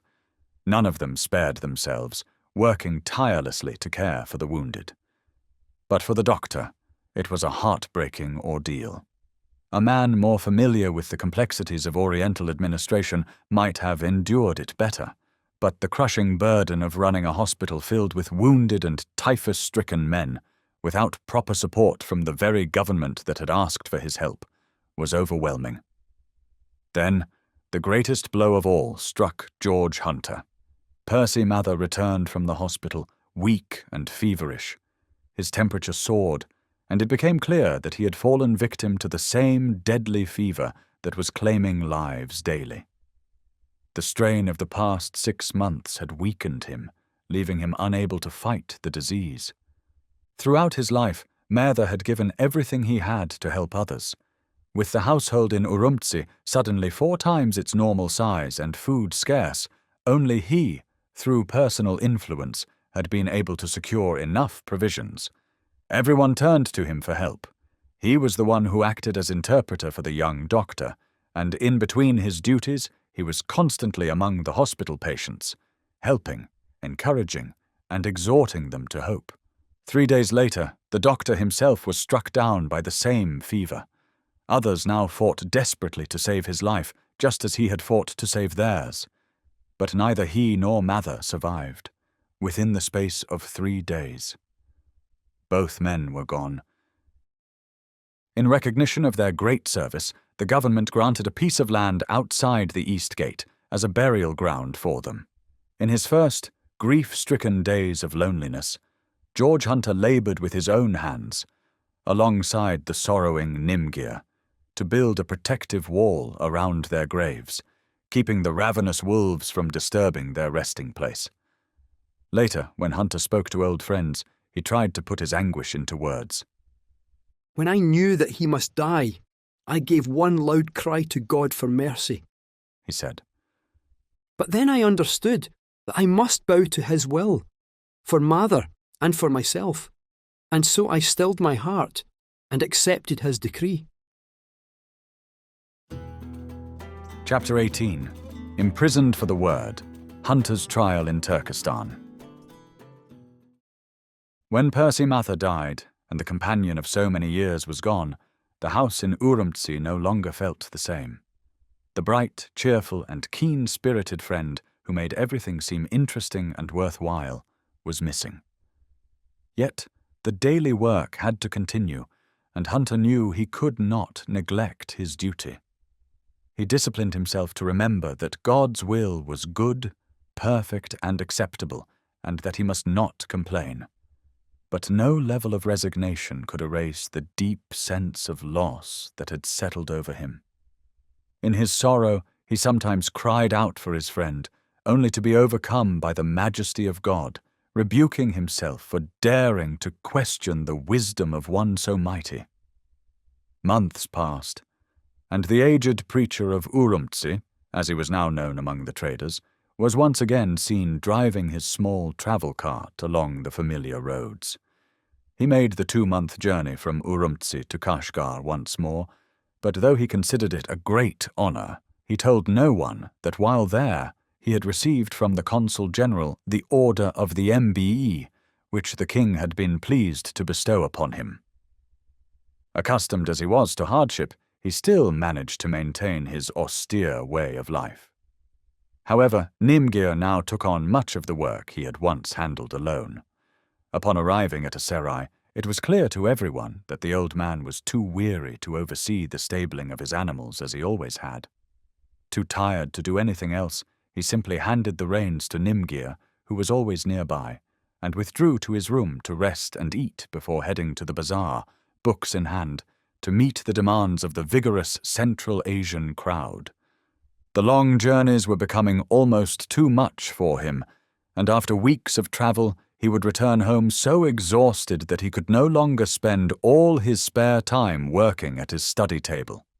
Several bouts of bronchitis warned him that he must not expose himself to storms or blizzards, and his steadily declining strength forced him to acknowledge the limitations of old age. During this time, an unexpected comfort came to George Hunter in the form of a book, The Making of a Pioneer, the life story of his friend and comrade, Percy Mather. The authors, knowing his discerning mind and deep loyalty, feared he might object to the book's publication. Their relief was great when he told them, I never imagined that so beautiful and truthful a volume could have been written about Mr. Mather. I relive the old life when I'm reading it. He carried the book with him everywhere and found great solace in reading and rereading its pages. Around this time, the staff in Urumtsi was strengthened by the arrival of Meister and Mrs. Haywood, experienced American missionaries.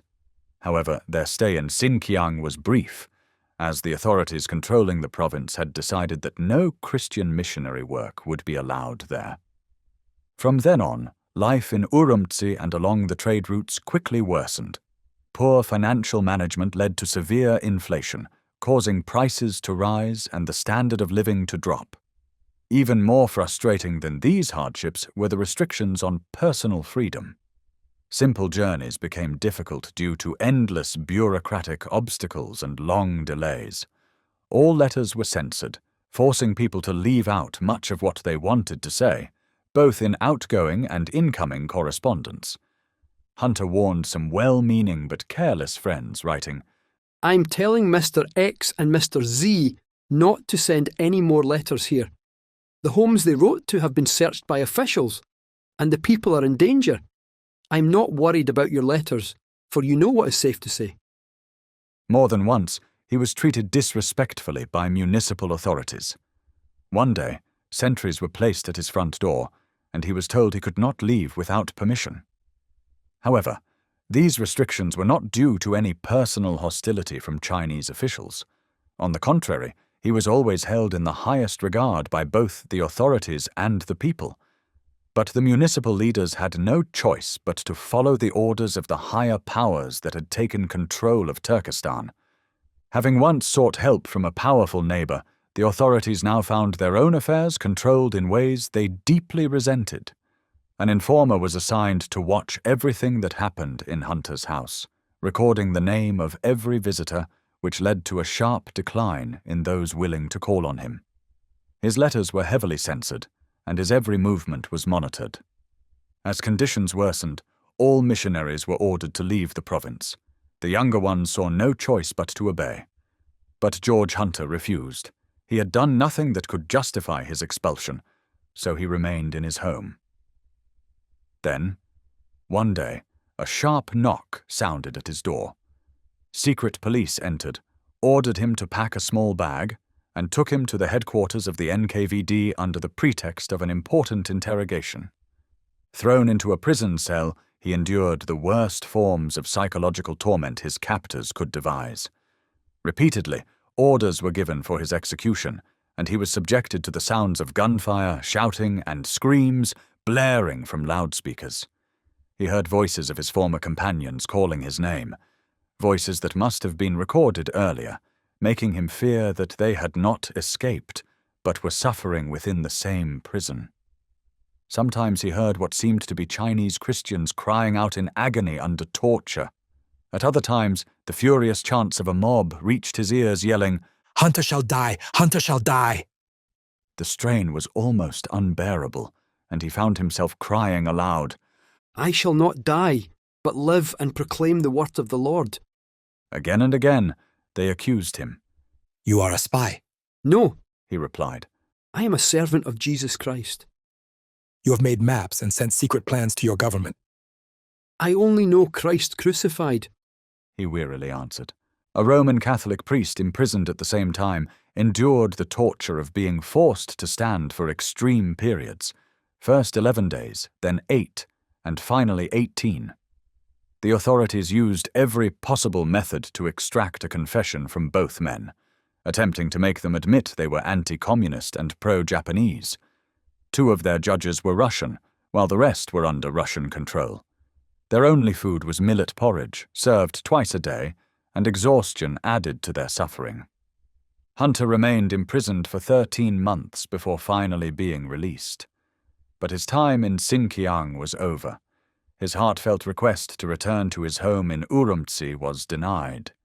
Instead, he was taken straight to the airfield, where a plane awaited to transport him to the provincial capital of Kansu.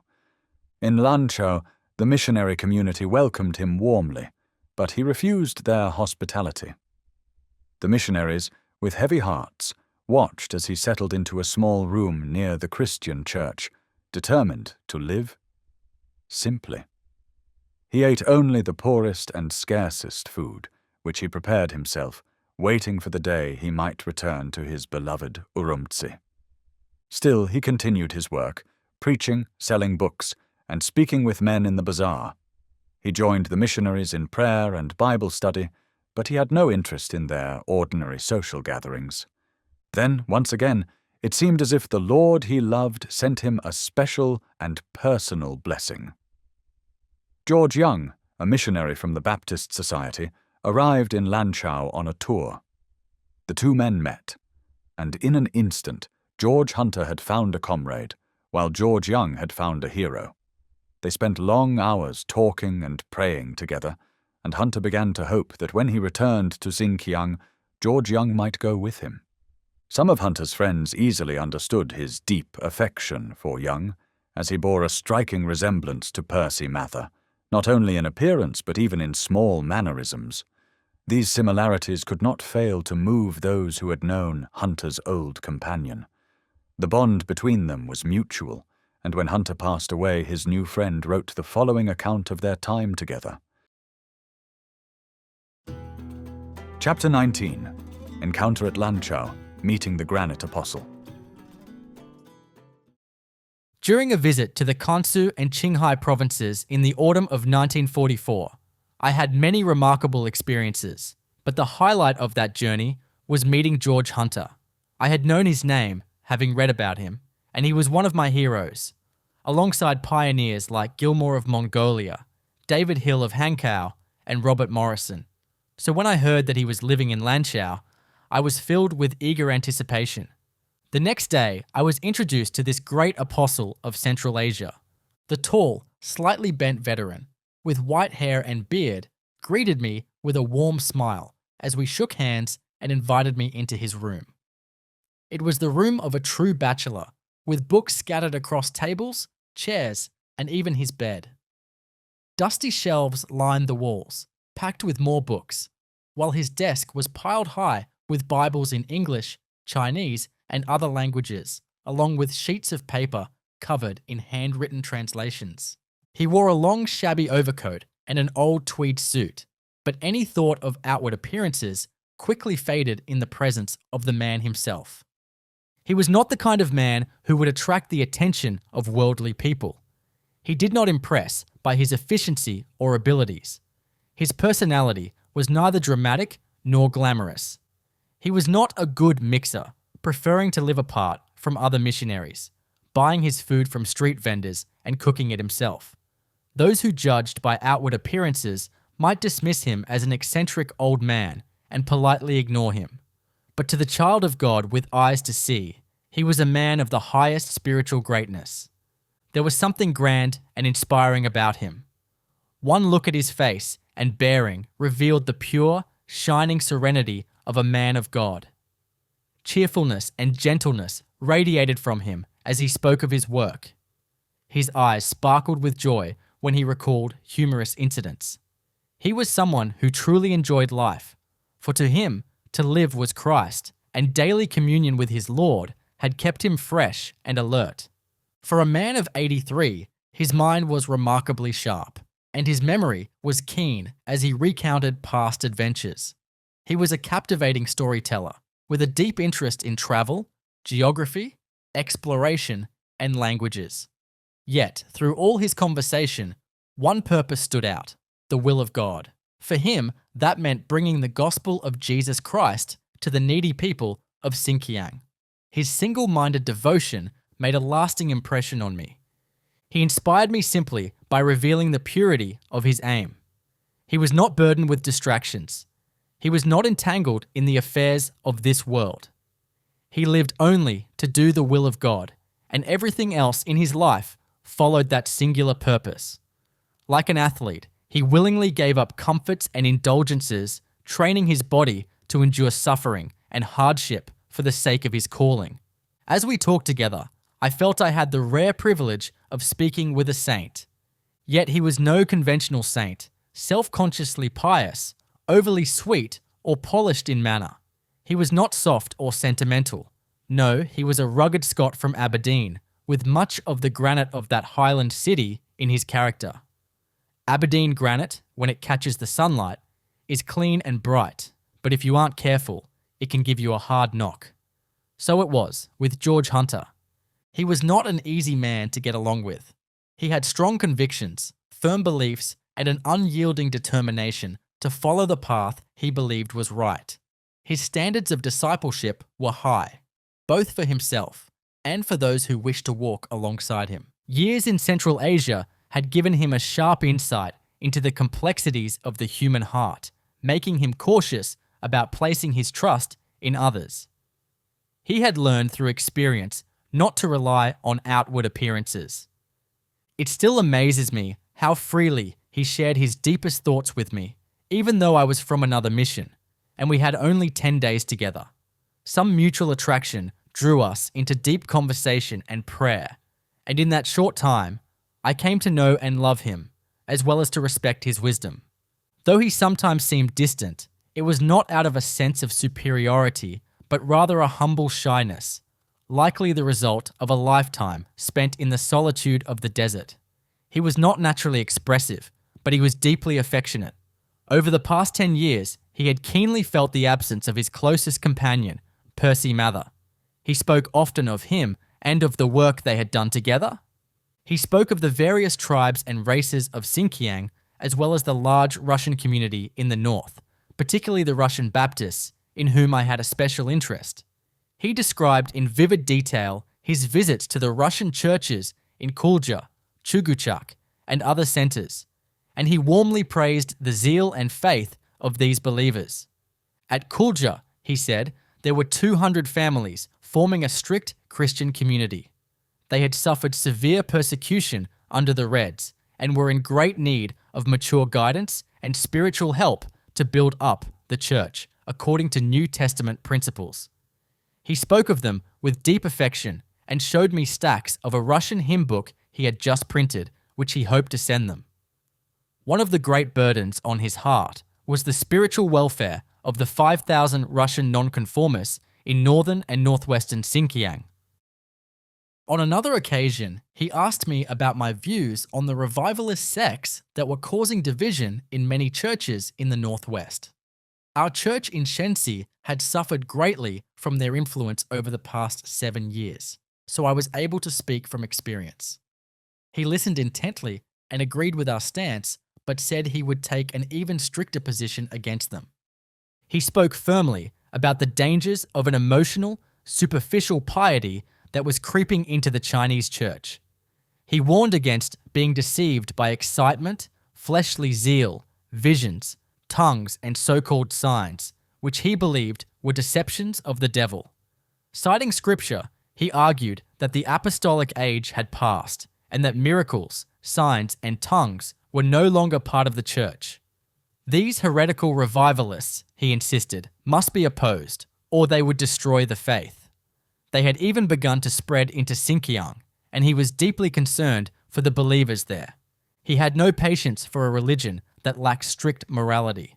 To him, a true church could not be built on emotion and ignorance, but only on the knowledge of God's word and obedience to it in daily life. While there was some sentiment in his nature, there was not a trace of sentimentalism. He was a spiritual realist. We spent many hours discussing the work in Xinjiang and the kind of workers needed. On this subject, he had much sound advice to give. I recorded the key points in my diary. Missionary work in Xinjiang, he explained, was still in its early stages compared to China. There were vast, unevangelized areas in need of pioneer workers. At the same time, there were scattered groups of Christians who needed guidance and strengthening to form a strong, united church. He described his own work as plowing the ground and sowing the seed. Though he could see some green shoots beginning to sprout, the harvest was still far off. At this stage, he said, many missionaries were needed. These missionaries must be sound in the faith, united in purpose, yet specialized in different aspects of the work. When I asked him what he meant by missionaries of the right sort, he spoke with great conviction. He was emphatic that new recruits should not be sent to Xinjiang. Years earlier, 6 new workers from abroad had been sent to join him in Tiwa, and he believed it had been a mistake. Though he praised their zeal and courage, he said they were unprepared for the complex and delicate political situation of the province. Lacking knowledge of local conditions and the customs of the different racial groups, they had unintentionally caused misunderstandings. Even well-intended actions and harmless recreations had been misinterpreted by a naturally suspicious people, making the work more difficult. I could see that this was a matter he felt very strongly about. I was deeply impressed by his keen understanding of missionary strategy and his forward-thinking mind. There was something truly apostolic about this grand old warrior of 83, still planning to return to Xinjiang, still mapping out the work to be done and the kind of workers needed. None of his sufferings, his imprisonments, his loneliness, the loss of his parchments, translations, and precious books shook him or turned him from his purpose. I must go back, he said firmly to those who urged him to stay. I looked at him in silent admiration and told him I would gladly go with him. He was moved by my offer and said he could desire nothing better. But it was not to be. Xinjiang remains closed to missionaries, and my friend and hero has now joined the saints in glory. I thank God for the priceless privilege of meeting George Hunter. Only one thing could have been greater, to have been his fellow worker after Percy Mather. The secret of his great life of devoted service lay in something he rarely spoke about, his disciplined life of prayer. After each conversation, before retiring for the night, it was our custom to kneel beside his bed and pray together. Such moments were too sacred for words. The humility and boldness of this man before God, his unwavering faith in asking for what was needed, the vast reach of his intercession that embraced the whole world, his oneness with the Father's will, and his single-minded pursuit of God's kingdom. All of this was both a rebuke and an inspiration to me. He revealed more to me than he knew. He taught me more than he was aware. Just this, that the man who remained steadfast to the very end is the one whose gaze is fixed on God, whose joy is found in his presence, and whose heart is wholly devoted to his will. My last sight of this heroic soul was like Odell's final glimpse of Mallory and Irvine on Everest, battling against overwhelming odds, pressing forward in the face of a raging blizzard, going strong for the top. From the summit ahead of him, nothing could turn him back.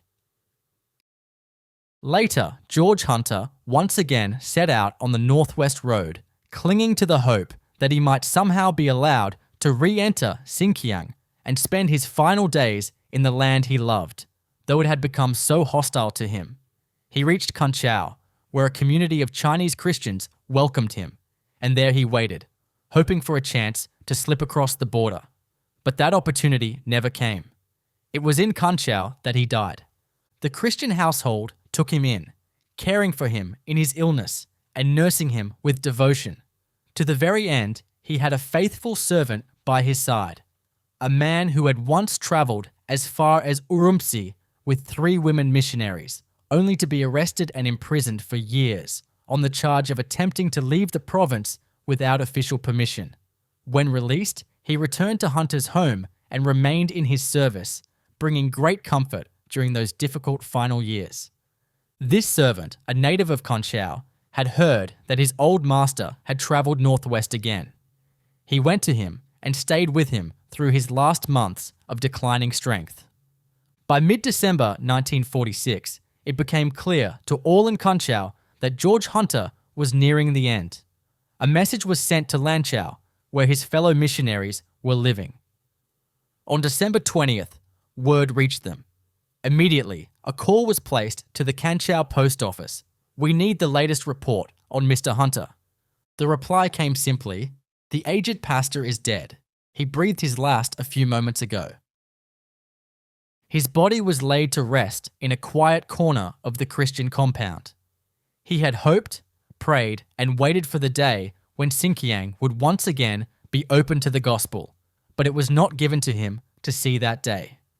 The decree of man had closed the door to Western missionaries, but not to the winds of God, which blow where they will and cannot be stopped by human arrogance. George Hunter would have been more than human if he had never wondered whether his long and arduous labours had been in vain. But if ever there was a man who fed on the word of God, it was he. And that word leaves no room for failure except through unfaithfulness. A handful of seed was entrusted to him, and he sowed it well. In his most far-seeing moments, he could declare with confidence, "There shall be a handful of corn in the land. The fruit thereof shall shake like Lebanon. The hand of the Lord hath done it. Blessed be the name of the Lord." Chapter 20. Rich in Heaven, the unfading legacy of 2 pioneer missionaries. Now, not only Percy Mather, but also George Hunter has been taken from the church militant here on earth to join the church triumphant beyond the grave. 2 pioneer missionaries of extraordinary character have passed on, leaving behind them a path carved through the dense undergrowth of superstition and prejudice in a dark land. They shared certain characteristics. Above all was a clear and strong sense of purpose that directed every part of their lives. What was said of Winckelmann could truly be said of them all. Nothing entered their lives without being shaped by their central passion. That passion was Christ, and the knowledge of his personal calling for each of them. They were true Christians because they were fully devoted to Christ. To serve as his ambassadors and witnesses was, in their eyes, the highest honor and privilege anyone could receive. They even found deep joy in sharing his sufferings, and whenever they were homeless, cold, persecuted, or despised, each felt a quiet joy, knowing he was counted worthy to endure such things. When they preached the good news, they did so with confidence, knowing that the Spirit of God was at work and that the harvest was sure. Their communion with the Lord made them deeply aware of the truth of his words. "Other sheep I have, which are not of this fold, them also must I bring." This conviction drove them to the farthest reaches of the land and among the most dangerous tribes, where their very lives were often at risk, in order to seek and save the lost. To better equip themselves for this sacred calling, They lived under strict self-discipline, allowing themselves no indulgence. Their sleeping quarters were bare, furnished only with a rough bed and the essentials of life. They were always on duty. Their daily diet remained the same year-round. Porridge for breakfast, a small portion of steamed mutton, and a bowl of rice for dinner, with whatever remained serving as their supper. This simple fare sustained them for all 365 days of the year. To guard against even the slightest occasion for idle words about their bachelor household, neither man ever accepted an invitation that would require them to be away from home in the evening. By 9 o'clock, they were always in their own rooms, though they'd often worked there until midnight. The mission house in Urumtsi had none of the comforts expected for hosting the renowned scientists who sometimes visited. Yet each of these distinguished guests left with the sense that he had been honored by the meeting. The simple offering of a cup of tea and a Chinese cake was all that could be provided, and those who stayed for a midday meal must have been struck by the austerity of their table. But even the most learned among them found himself a student in the presence of these two missionaries. By worldly standards, they were poor. Their old suits, worn and patched overcoats, and simple living could have easily been improved, as their missionary allowances made full provision for such needs. Yet in their eyes, the money was better spent on paper for printing the mimeographed Gospels or paying the mullahs who assisted in translation. They were rich, not in earthly possessions, but in treasures laid up in heaven, where neither moth nor rust could corrupt, and where thieves could not break in to steal. Their investments were of eternal worth, and they looked forward with joy to the returns that would come from them. They felt rich in the daily bread that God provided, and each bowl of steamed rice was eaten with joy, received as a direct gift from their Heavenly Father. Few gourmets could take as much pleasure in their fine meals as these pioneers did in their simple fare. They knew that their lives must be a testimony, one that would speak to both Christians and non-Christians alike. In a city where sin walked unashamed, they were determined to live beyond reproach, even when it required a complete separation from its social life. Such a choice was often misunderstood, for true otherworldliness is rarely encountered. Yet if more such men were found among the missionary ranks, the work of the gospel would be stronger. Too few are willing to pay the price, and some even resent that such a cost is required. But Hunter and Mather did not see themselves as having lost anything in this great transaction. Their unique fellowship and unwavering dedication meant that the good news was carried to lonely yurts, remote lamasseries, and tiny isbas along the travel routes of Central Asia. The powers of darkness are roused in Sinkiang, wrote George Hunter. We are ever conscious of the terrible forces which are arrayed against us. Such faithful and sincere soldiers of the cross could not expect anything less than fierce opposition from the enemy. But they armed themselves with spiritual weapons and wielded them well. They fought to the end and passed on in victory. In losing their lives, they found them. You finished listening to George Hunter, Apostle of Turkestan. Be sure to also listen to Percy Mather's biography and Roland Allen's book, Missionary Methods, St. Paul's or Ours. All three of these overlap in many areas. Visit scrollreader.com.